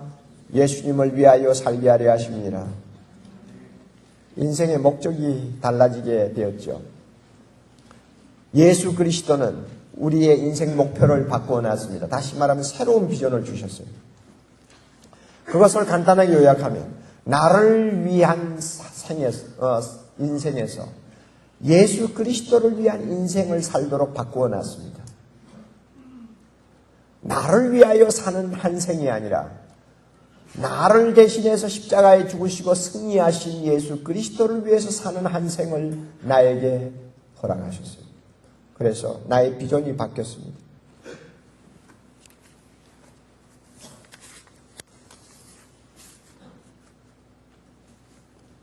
우리는 죄로부터 구원을 받았습니다. 그러므로 이제는 우리를 구원하신 주님을 위해서 사는 삶을 우리는 추구해야 합니다. 하나님께서 우리에게 그러한 삶을 허락하셨어요. 우리는 예수 믿고 나서 교회 안에서만 뱅글뱅글 돌면 안 돼요. 교회 안에서 큐티 잘하고, 교회 안에서 성경 많이 배우고, 교회 안에서 아름다운 교제를 나누고, 두 손 들고 찬양하고, 감격하고, 거기서 맴돌면 안 돼요. 교회 안에서 우리는 이렇게 해서 은혜를 받고 주님과 아름다운 교제를 통해서 우리의 영혼이 건강해진 다음에는 내가 주님을 위해서 무엇을 해야 되며 어떻게 살아야 할 것인가를 찾아서 세상으로 나가야 합니다. 왜냐하면 우리에게 하나님이 원하시는 일이 있기 때문입니다. 가정으로 돌아가야 합니다. 교육 현장으로 가야 합니다. 공동체 사회생활을 해야 합니다. 직장도 우리는 가져야 됩니다. 정치에도 관여하고, 법에도 관여하고, 과학에도 관여하고, 예술에도 관여하고, 우리가 들어갈 수 있는 모든 영역에 들어가서 나를 대신해서 죽었다가 살아나신 예수님이 영광을 받으시도록 하기 위해서 내가 그곳에서 무엇을 하며 인생을 보낼 것인가를 우리는 분명히 찾아서 확인해야 됩니다. 왜? 하나님께서 우리에게 비전을 주셨기 때문입니다. 하나님의 영광을 위해서 살 수 있는 비전을 허락해 주셨기 때문입니다.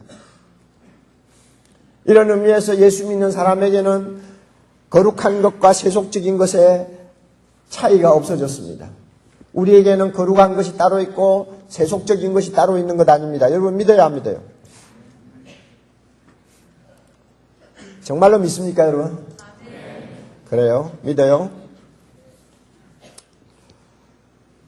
로마서 14장 7절 보면 우리 중에 누구든지 자기를 위하여 사는 자가 없고 자기를 위하여 죽는 자도 없도다. 우리가 사나 죽으나 다 살아도 주를 위하여 살고 죽어도 주를 위하여 죽나니 우리가 사나 죽으나 누구의 것이라? 주의 것이라.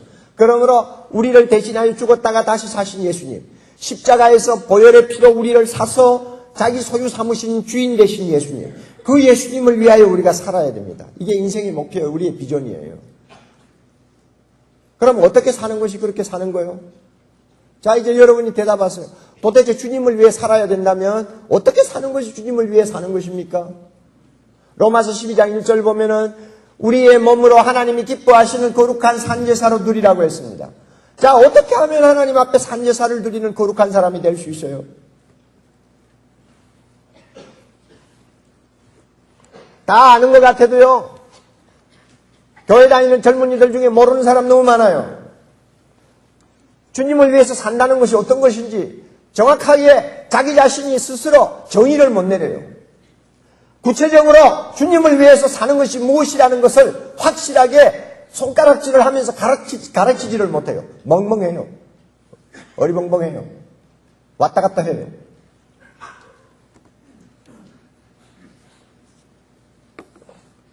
그래가지고 주님을 위해서 우리가 한 생을 살아야 됩니다 하면은 전부 다 그냥 선교사 되는 꿈만 꾸고 또 신학교를 가야 되는 줄 알고 목사가 돼야 되는 줄 알고 하다못하면 교회 안에서 뱅뱅 도는 교회 안에 직원이라도 돼야지 주님을 위해서 사는 생활이라고 생각하고 그 다음 나머지에 대해서는 그것이 과연 주님을 위하는 삶과 어떤 관계를 갖고 있느냐에 대해서 명확한 대답을 못 내려요. 이것은 여러분의 책임이 아니에요. 교회의 책임이에요. 교회가 정확하게 가르쳐 주지를 못해서 그래요.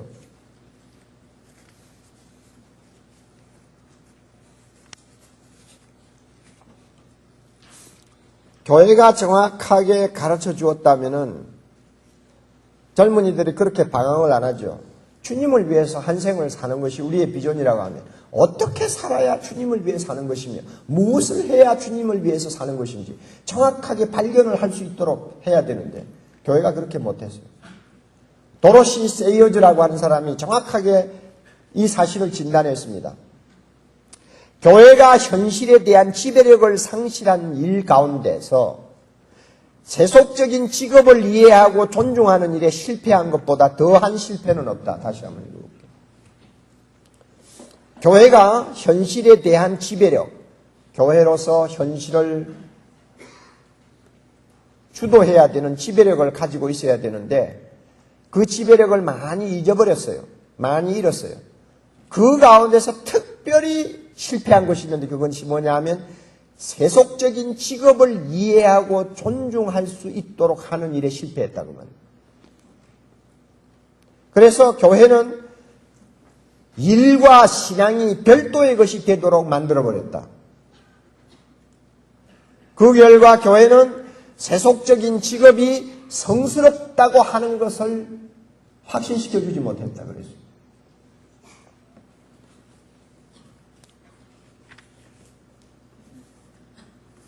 그래서 전부 우리가 주님을 위해서 살아야 합니다. 우리의 인생은 오직 한 번뿐입니다.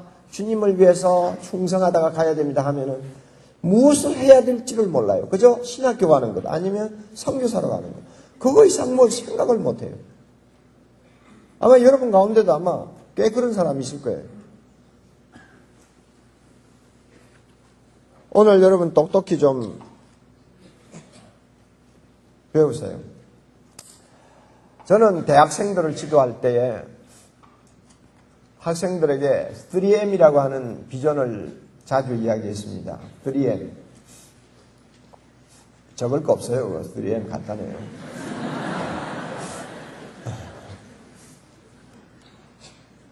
제가 좀 말이 이상하고 콧소리가 나고 해도 양해하세요. 3M이 뭐냐 하면은 캠퍼스 미니스트리. 그러니까 대학생들이니까 우선 학원에 돌아가서 안 믿는 사람에게 복음 전해야 되고 그들에게 예수 믿는 사람이 무엇이 어떤 사람인가를 보여줘야 되잖아요. 우리가 얼마나 다른 참 특별한 존재라는 것을 그들이 알도록 해야 되잖아요. 그게 캠퍼스 미니스트리예요. 그래서 처음에 미니스트리고 그 다음에 두 번째 비즈니스 미니스트리예요. 다 대학을 졸업하고 나면 직장 생활해야 되고 뭐 자기 생업을 가져야 되잖아요. 그게 비즈니스 미니스트리고 그 다음에 끝으로 월드 미션. 결국 우리의 삶 전체를 통해서 하나님의 나라가 이 땅에 임하도록 하는 일이니까 그게 월드 미션이죠. 그래가지고 캠퍼스 미니스트리, 비즈니스 미니스트리, 월드 미션 이걸 따가지고 3M이라고 해가지고 학생들에게 계속 이야기를 했는데요. 5년 동안 학생들을 그렇게 가르쳤는데 그럼에도 불구하고 그게 마음에 확 와서 닿지를 않는가 봐. 주님을 위해서 산다는 것은 적어도 성직자가 되어야지 주님을 위해서 산다는 말을 하지 세상 직업을 가지고는 주님을 위해서 산다는 말을 하기가 어렵다 하는 인식이 꽉 박혀 있는 것 같아요. 아이들에게. 그 당시는 아이들이에요. 지금은 어른이지만. 그러니까 한 번은 서울의대 예과를 마치고 이제 본과 올라가는 학생이 하나 찾아와가지고 목사님 저 대학 그만두고 신학교 가겠습니다. 그래가지고 저하고 상담하겠대요. 그래서 제가 데리고 조용한 방으로 갔습니다. 조용한 방으로 가가지고 그래 너 지금 뭐라고 그랬지?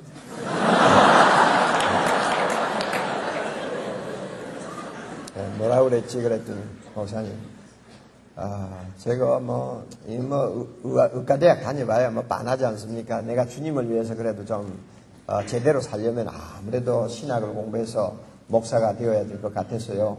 그래서 대학 그만두고 신학대학으로 옮겨서 신학을 하고 싶다고 했습니다.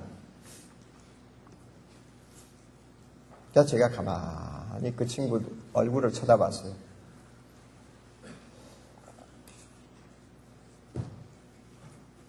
지금까지 내가 얼마나 많이 가르쳤는데도 이 친구 아직 정신이 안 돌았구나. 그러니까 진짜 목사가 될 사람은 틀려요. 목사가 될 사람은 달라요. 그런데 이 친구는 그게 아니야, 인상이.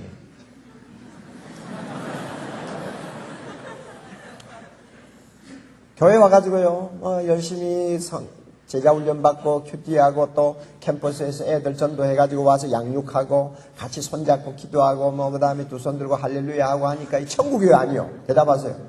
천국이죠. 그거 하다가 학교 가서 공부를 하려니까 기가 막히는 거야. 재미가 없고 이까짓 것 이거 뭐 해가지고 뭐 하나 하는 생각이 들고 그러니까 점점 공부에는 마음이 떠나고 교회 안에 일에만 재미가 붙은 거예요. 얼굴에 그렇게 쓰여 있어요. 내가 가만히 있다 보면.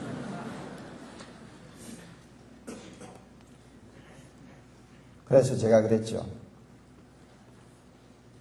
너 공부하기 싫지?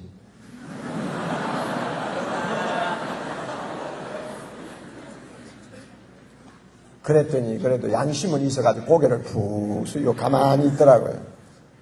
너 공부하기 싫지? 너 지금 교회 와가지고 대학생들과 함께 신앙생활 하니까 참 재밌고 천국 같지? 너 그래서 지금 공부에 마음이 떠나니까 하는 소리지? 아무 말 안 하고 가만히 있어요. 너 내가 더 큰 소리 치기 전에 일어나 빨리 나가.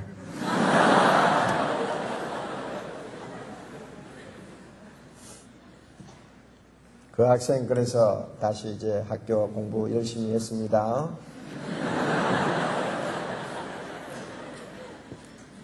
한 번은 경희대학교 경희대학병원에 입원 환자가 있어서 새벽 일찍이 제가 신방을 갔어요. 복도에 사람들이 별로 없었는데 흰 가운을 입은 젊은 의사가 저 복도 끝에서 걸어오고 있어요. 뒤퉁하고 이른 새벽이니까 걸어오는데 뭐 의사인가 보다 하고는 지나가려고 하는데 목사님이에요. 딱 보니까 바로 그 학생이에요. 그 학생이 그 병원에서 지금 인턴십을 하고 있었습니다. 얼마나 피곤하겠어요. 밤새도록 시달리고. 저를 보고는 복개도에 있던 청진기를 탁 꺼내가지고 목사님 이렇게 앞이 흔들면서 목사님 누구 때문에 내가 이러는지 아시죠?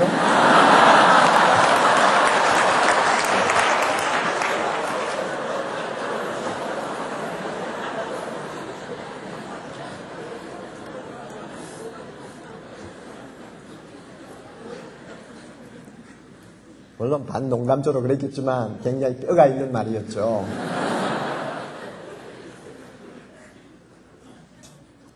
그 친구는 지금 이제 강북 삼성병원 제1병원의 기획실장으로 있고 성균관대학교 의대 교수로 있습니다. 그리고 사랑의 길 장로로 있습니다. 한인권 장로. 그래 한 번은 제가 물었어요. 너 신학교 다시 갈 생각 없니? 그랬더니 아이고 목사님 무슨 말씀을 그렇게 하세요. 지금 제가 목사님이 못하는 일을 얼마나 많이 하고 있는데요. 예? 병원에서 우리 의사들하고 바이블 스터디 하지요. 병원 안에서 전도하지요. 저하고 신앙 상담하려고 하는 사람도 얼마나 많고 내가 환자들 3개월, 4개월 막 예약이 되어 있는 환자들 만나가지고 전도하기 얼마나 좋아요. 지금 이렇게 하고 있는데 목사님 농담이라도 그런 말씀 하지 마세요. 그래서 이제 철이 좀 났구나 내가. 저는요. 평신도를 깨우는 사람이 돼서 그런지 세상에 나가서 직장 생활하다가 이리 치이고 저리 치이고 또 이리 얻어맞고 저리 얻어맞고 해가지고 갈 데 없어 도피성을 찾아서 신학교 가는 학생만큼 안 입고 온 사람 없어요. 그거는 소명이 아니에요. 진짜 신학교 가는 사람은요 틀려요. 저 밑에서 5년 동안 배운 학생들 가운데서 진짜 인류대학 나오고 좋은 직장 가지고 있다가 다 집어던지고 신학교 가는 학생들이 있어요. 저에게 미국에 있을 때 편지를 했는데 목사님 이제는 주님이 신학교 가서 주의 종이 되라고 하는 음성을 계속 주는데 이제는 거절을 못하겠습니다. 모든 것 다 포기하고 갑니다. 목사님.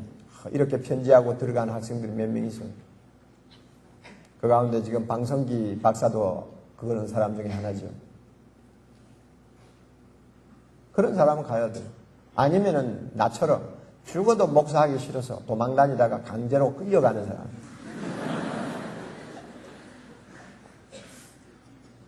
그렇지 않고 말이지. 주님의 일을 하려면 목사가 돼야 된다. 나는 귀가 아프도록 그런 이야기를 들었는데 정말 그거는 반쪽짜리예요. 아, 그래. 주님을 위해서 살려는 사람이다. 목사 되어야 된다면. 그러면 목사 아닌 사람은 누구를 위해서 사는 사람이냐? 성직자가 되고 선교사만 되어야 주님을 위해서 일할 수 있고 나머지 일은 그럼 주님을 위하는 일과 거리가 멀다면 세상에서 직업 갖고 일하는 평신도들은 도대체 어떻게 신앙생활 할 수 있느냐 그 말이에요. 무슨 의미를 가지고 신앙생활 할 수 있어요? 교회가 잘못 가르치는 거예요 지금. 잘못 가르쳐도 한참 잘못 가르치는 거예요. 그래서요 저는요 학생들에게 분명히 이야기했어요. 직업도 소명이다. 믿어요 안 믿어요? 직업도 성직자와 똑같은 소명입니다. 목사직과 똑같은 소명입니다. 하나님이 시키신 거예요. 자 여러분 주님이 비유로 말씀하셨어요. 2달란트, 아니 1달란트, 그 다음 몇 달란트? 2달란트, 그 다음 몇 달란트? 5달란트. 셋이 있죠.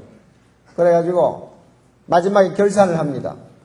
1달란트는 참 비참한 결과를 가지고 결산을 했죠. 2달란트, 5달란트는 주님 앞에 칭찬을 들었습니다. 자, 그런데 여러분 보세요. 이 세 사람 중에서 성직자가 누굽니까?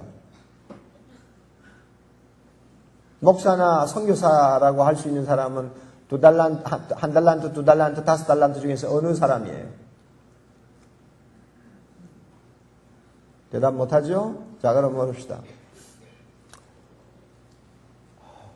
공무원이 되어가지고 예수 믿는다는 꼬리표가 붙어서 평생 진급도 못하고 만년 과정하다가 그만둔 사람. 그러면서도 주님 앞에 신실하게 한 생을 산 사람. 이 세 달란트 중에서 어느 달란트에 해당되는 거예요? 대답 못하죠? 대답 못하죠? 여러분 이걸 알아야 돼요. 주님 앞에 가면 직분대로 서는 거 아니에요. 목사 따로 세우고 평신도 따로 세우고 장로 따로 세우고 그렇게 되어 있지 않아요. 달란트대로 주님이 결산한다고 그랬어요. 그럼 달란트가 뭐예요? 주님이 우리에게 주신 재능이에요. 우리에게 주신 은사예요. 우리에게 주신 기회예요. 이 모든 것. 이거는 사람마다 다 틀려요. 그러나 내가 받은 대로 우리가 어떤 직업을 가지고 살든지 무엇을 하든지 간에 하나님의 영광을 위해서 다 살 수 있다는 거예요. 모든 사람이 하나님의 영광을 위해서 나를 대신하여 십자가에 죽으시고 부활하신 주님을 위하여 살 수 있는 명분과 근거가 분명히 주어져 있다는 것입니다. 그러니까 어떤 직업을 가지고 살았든지 주님 앞에 와서는 내가 주의 일을 했다, 주의 일을 안 했다. 이걸 가지고 이런 평가를 받을 수가 없어요. 누구나 다 주님을 위해서 살도록 하나님께서 주셨어요. 기회를 주셨고 은사를 주셨고 달란트를 주셨고 한 생을 주셨어요. 그대로 우리가 최선을 다하면 그게 주의 일이 되는 것입니다. 믿습니까 여러분?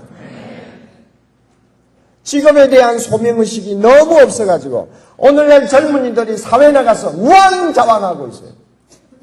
예수 믿는 젊은이들이 소명을 가지고 자기 일에 헌신하지 못하고 날마다 기웃기웃하면서 왔다 갔다 방황하다가 나중에는 후회하는 인생으로 끝나는 일이 한두 건이 아니라 그 말이에요.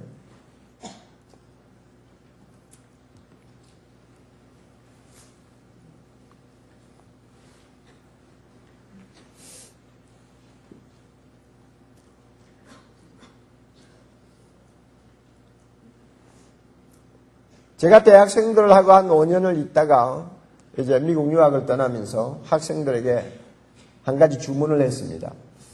너희들 앞으로 20년 후에 어떤 사람이 되고 싶으냐? 자기 비전을 좀 적어내라. 그래가지고 비전 카드라고 해가지고 비전 카드를 다 내줬어요. 그리고 한쪽에는 사진을 딱 붙여가지고 명함판 사진을 딱 붙여서 거기다가 자기 비전을 전부 써가지고 내도록 했습니다. 학생들이 꽤 냈어요. 100몇십 개가 들어왔어요.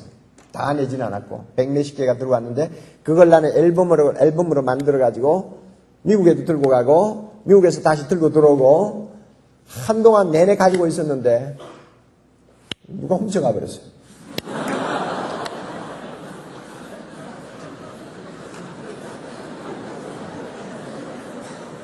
없어졌어. 근데 그게 없어졌는데도 기억이 나는 사람 몇 사람이 있어요. 어떤 학생이 이렇게 써냈어요. 목사님, 저는요, 하나님 앞에 받은 은사가 비즈니스인 것 같아요. 그래서 저는 비즈니스를 통해서 성공해가지고 세계복음화를 위해서 내 비즈니스가 쓰임받기를 기도하겠습니다. 하고는 사진을 딱 붙여가지고 하고 참 그 말이 딱 마음에 박혔어요. 이상하게 그렇게 돼 있어요. 그 다음에 또 한 친구는 저는 법조인으로서 이 땅에 공의를 펴는 일에 좀 쓰임받도록 하나님 앞에 기도하고 있습니다. 그래서 그 학생은 그럴 수밖에 없는 것이 대학 4학년 때 벌써 고시 합격을 하고 있었으니까요. 고시 공부할 때는 우리는 절간에다 보냈거든요. 절간에 가야 공부가 잘 된다고 그래요. 그래서 절간에 보냈죠. 절간에. 왜냐하면 나는 하여튼 세상에서 어떤 직업을 갖든지 하나님의 자녀가 똑똑하게 직업 제대로 갖고 일하면 하나님의 역사가 일어나는 걸 나는 믿기 때문에 공부하겠다는데 절간에 가서 공부하겠다는데 안 보낼 수 있어요. 세 사람을 보냈죠. 보냈는데 그 중에 둘이 합격을 했다고요. 그런데 그 친구가 와가지고 나중에 하는 말이 목사님 아침마다 해프닝이 벌어졌습니다. 스님들하고 다 앉아가지고 밥을 먹는데 우리가 기도하잖아요.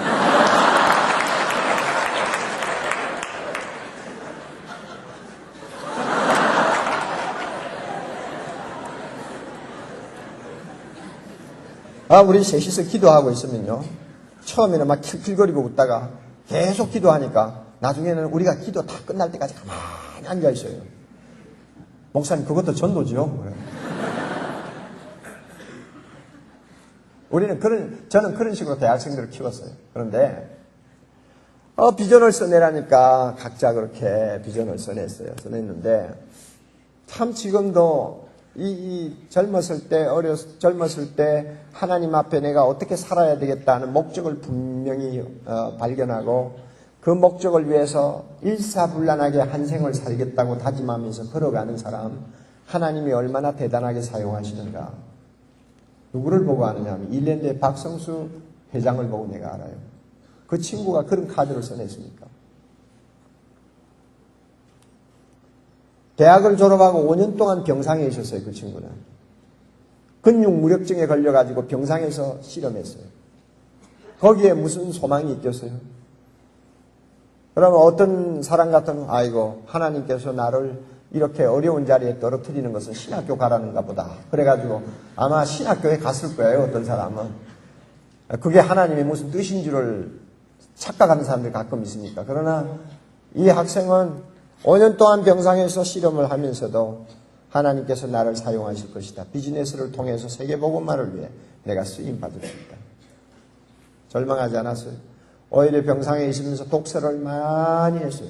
그 친구는 전공이 건축가였는데 비즈니스를 하자니까 건축가하고는 사돈 8촌도 안 되잖아요. 그러니까 공부 다시 해야지.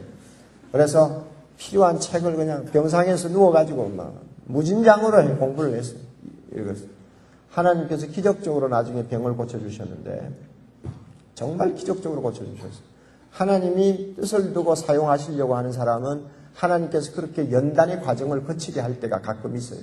그래서 하나님이 보실 때 광야 40년의 연단이 끝나자마자 그를 기적적으로 일으켜 세우시고 조그마한 가게를 열어서 이대 앞에서 학생들의 이목을 끌 수 있는 패션 무슨 옷가게를 시작해가지고 서서히 자리를 잡기 시작했어요. 그래가지고 오늘의 일랜드 그룹이 됐는데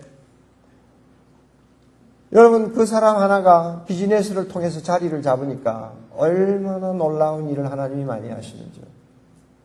세금을 너무 정직하게 내니까 세금 정직하게 내면 어떻게 봅니까? 쌈팅이 있다고 생각을 하죠. 그래가 와서 막 뒤지고 파고 막 그래요. 그래 뒷주머니에 뭐 넣어주지 아니하면 이거는 가만히 안 두어요. 그래가지고 7년 전에 세무공무원이 혐의를 씌워가지고 100억이라고 하는 세금을 두들겨 맞았어요. 아무 근거도 없는 세금을. 그럼에도 불구하고 나는 하나님을 위해서 하는 비즈니스니까 끝까지 정직해야 된다. 그대로.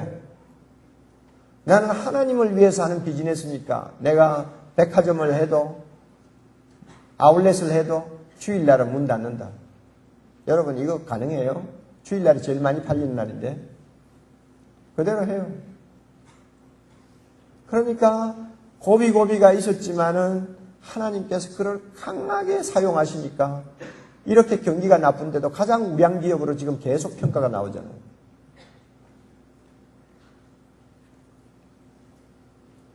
매년 스승의 날이 되면은 카드를 쓰고 꽃다발을 들고 조그마한 선물 별것도 아니지만 들고 부부가 저를 찾아요. 그리고 어떤 때는 그때 함께 대학 생활을 했던 친구들 한 6, 7명이 꼭 찾아와요. 그러면 카드에다 뭐 쓰는데 항상 같은 이야기예요. 비슷한 이야기예요. 저는 옥 목사님을 만나지 않았더라면 오늘의 내가 존재하지 아니할 것입니다. 그러니까 내 직업이 얼마나 하나님이 기뻐하시는 거룩한 제사라는 것을 대학생 때부터 배웠다 그 말이에요. OM 선교에 둘로선이라는 배가 있죠. 300여 명의 선교사들을 태워가지고 세계 곳곳을 누비고 다니는 배가 있어요. 그 배가 얼마나 오래된 배냐 하면 타이타닉하고 비슷해요, 연륜이. 그러니까 언제 푹 빠질지 몰라요. 아무리 선교하러 다닌다고 해도 40개국에서 모인 선교사 300명을 싣고 가다가 푹 빠지면 그거 어떻게 하나님께 영광이 되겠어요. 그러니까 이제는 배를 갈기로 시작했어요. 가려고 이제는 헌금을 모으는데 2천만 불이 이제 예산이에요. 2천만 불이 예산인데 박성수 회장이 저보고 그랬어요. 목사님, 2천만 불 그 둘러스 배 교체하는 대금인데 제가 10분의 1을 낼게요. 그랬어요. 200만 불을 작정을 했어요. 그러니까 얼마 전에 냈어요.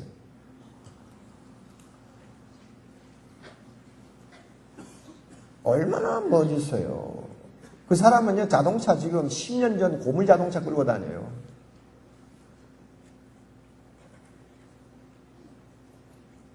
(2년) 전에 미국에 가서 얼마 동안 있을 때 제가 세미나에 갔다가 저를 찾아왔는데 스승의 날이라고 또 카드 들고 왔어요.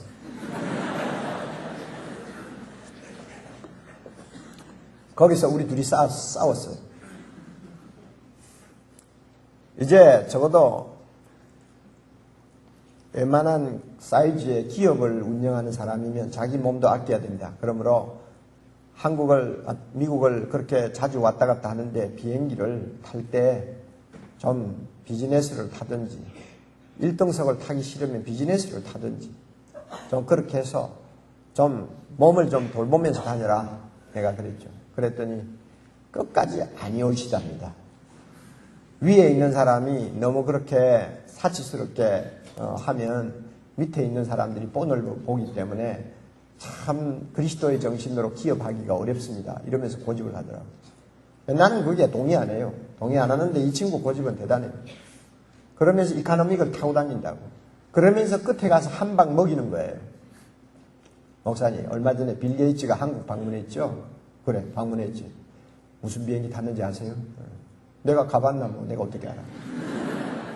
하는 말이 빌 게이츠 이카노믹 타고 갔어요. 그러니까 나는 예수님의 예수님의 제자가 되어서 주님을 위해서 살라고 열심히 가르쳤지만은 나는 제자보다도 못한 거예요, 지금. 의식구조가. 나는 못 따라가는 거예요. 그래서 제가 이런 형제 예를 하나하나 보면서 한 사람이 자기 직업을 하나님의 영광을 위해서 헌신하는 소명으로 볼 때 얼마나 무서운 파워가 나오는지, 얼마나 세상을 바꿀 수 있는지, 얼마나 많은 사람에게 영향을 줄 수 있는지 내가 눈으로 보고 있잖아요, 지금. 여러분 가운데서 앞으로 하나님의 영광을 위해서 이렇게 자기 직업을 통해서 성공할 수 있는 사람들이 1,500명 중에서 150명만 나오면 세상 뒤집어집니다. 저는 그렇게 믿어요. 그렇다고 꼭 그렇게 튀어나는 사람만 성공하는 거 아니에요. 평범한 사람은 더 중요해요. 그러나 평범한 사람은 보이지 않아요. 밑에 있는 벽돌처럼 다 밑에 깔려 있어요. 그 사람들도 중요하지만 그렇게 살다 가는 것도 주님의 일을 하는 것이지만, 그래서 기껏해야 교회 안에서 장로 정도 하고 끝나는 사람도 있겠지만 그것도 얼마나 중요합니까? 그러나 가끔은 하나님께서 우뚝우뚝 세우는 사람들이 있다고 말이에요. 여러분 가운데 10분의 1만 그런 좀 하나님의 손에 멋있게 쓰임받는 사람이 나온다면 역사가 달라진단 말이에요. 여러분 가운데서 이 빌어먹을 텔레비에 이거 잘못된 이 프로그램을 좀 정화시킬 수 있는 탁월한 PD가 하나 나온다면 한국 방송계가 달라집니다. 그래요, 안 그래요?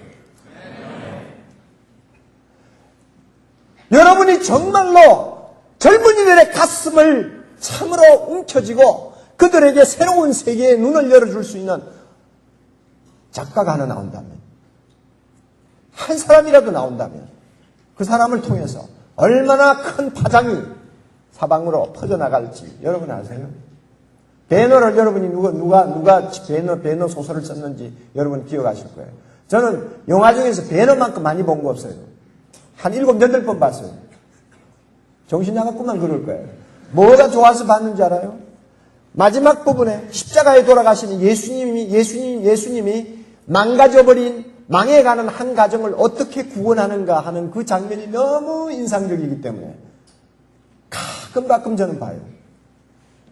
작품 하나 제대로 쓰니까 그 작품을 통해서 하나님의 놀라운 영광이 드러나더라고요.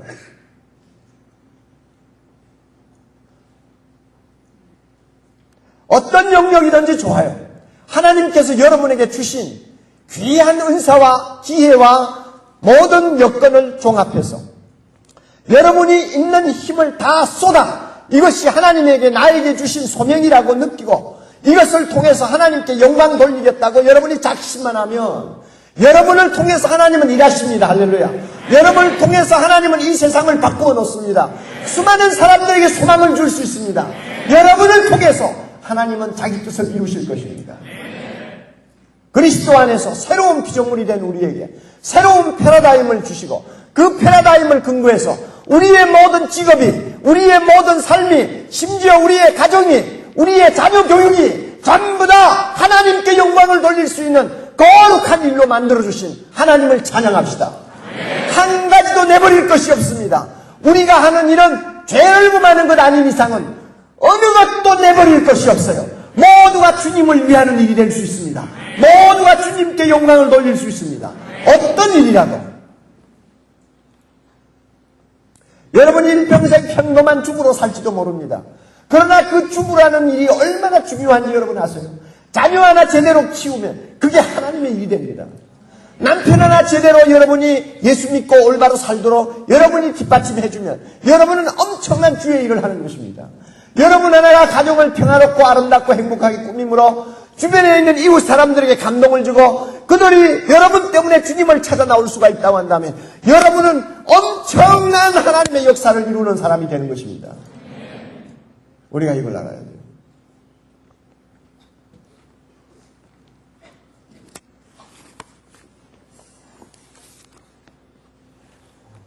오늘 이 자리에 계시는 성령께서 사랑하는 우리 젊은이들의 마음을 열어주시고 우리를 왜 그리스도 안에 불러주셨는지, 그리스도 안에 불러주셔서 우리에게 주님이 주신 은혜가 무엇인지 다시 한번 깊이 확신하고 깨닫고 감사하고 다시 한번 새로운 결단을 하는 귀한 은혜가 있기를 바랍니다.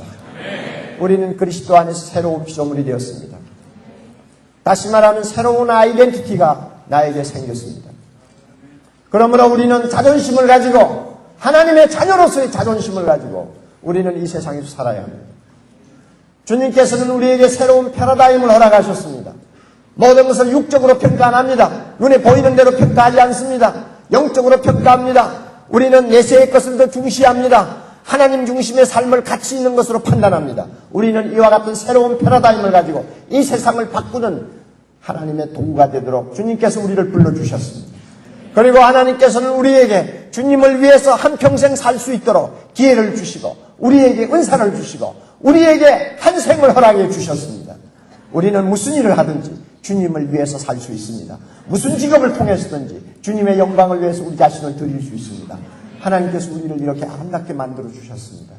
예수 안에서 여러분을 하나님이 이렇게 아름답게 세워주셨습니다. 꿈을 가지세요. 꿈을 가지세요. 그리고 오늘부터 다시 한번 힘차게 전진하세요. 다른 사람하고 비교하지 마세요. 하나님이 나에게만 주신 은혜가 있습니다. 딴 사람하고 비교하면서 머리가 둔하다 좋다 이런 것 가지고 고민하지 마세요. 잘생겼다 못생겼다 고민하지 마세요. 유학 갔다 유학하지 못했다 이런 거가 고민하지 마세요. 나에게 주신 하나님의 은혜대로 최선을 다하면 그것이 거룩한 제사가 되어 하나님께 영광을 돌릴 수 있습니다. 할렐루야. 하나님이 우리에게 이와 같은 은혜가 있기를 바랍니다. 주시기를 바랍니다. 다 같이 기도하십시다.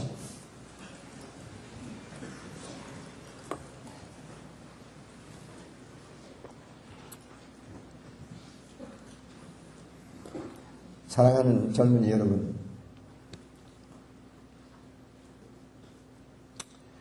그리스도 안에서 새로운 피조물이 되게 하시고 새로운 패러다임을 갖게 하시고 새로운 비전을 갖게 하신 주님, 얼마나 감사합니까? 여러분은 보통 존재가 아닙니다. 절대 시시하게 살다가 끝날 존재가 아닙니다. 하나님이 우리를 그렇게 시시하게 만들어 놓지 않았습니다. 우리를 그렇게 시시한 존재로 만들기 위해 주님이 십자가에 죽으신 거 아니에요.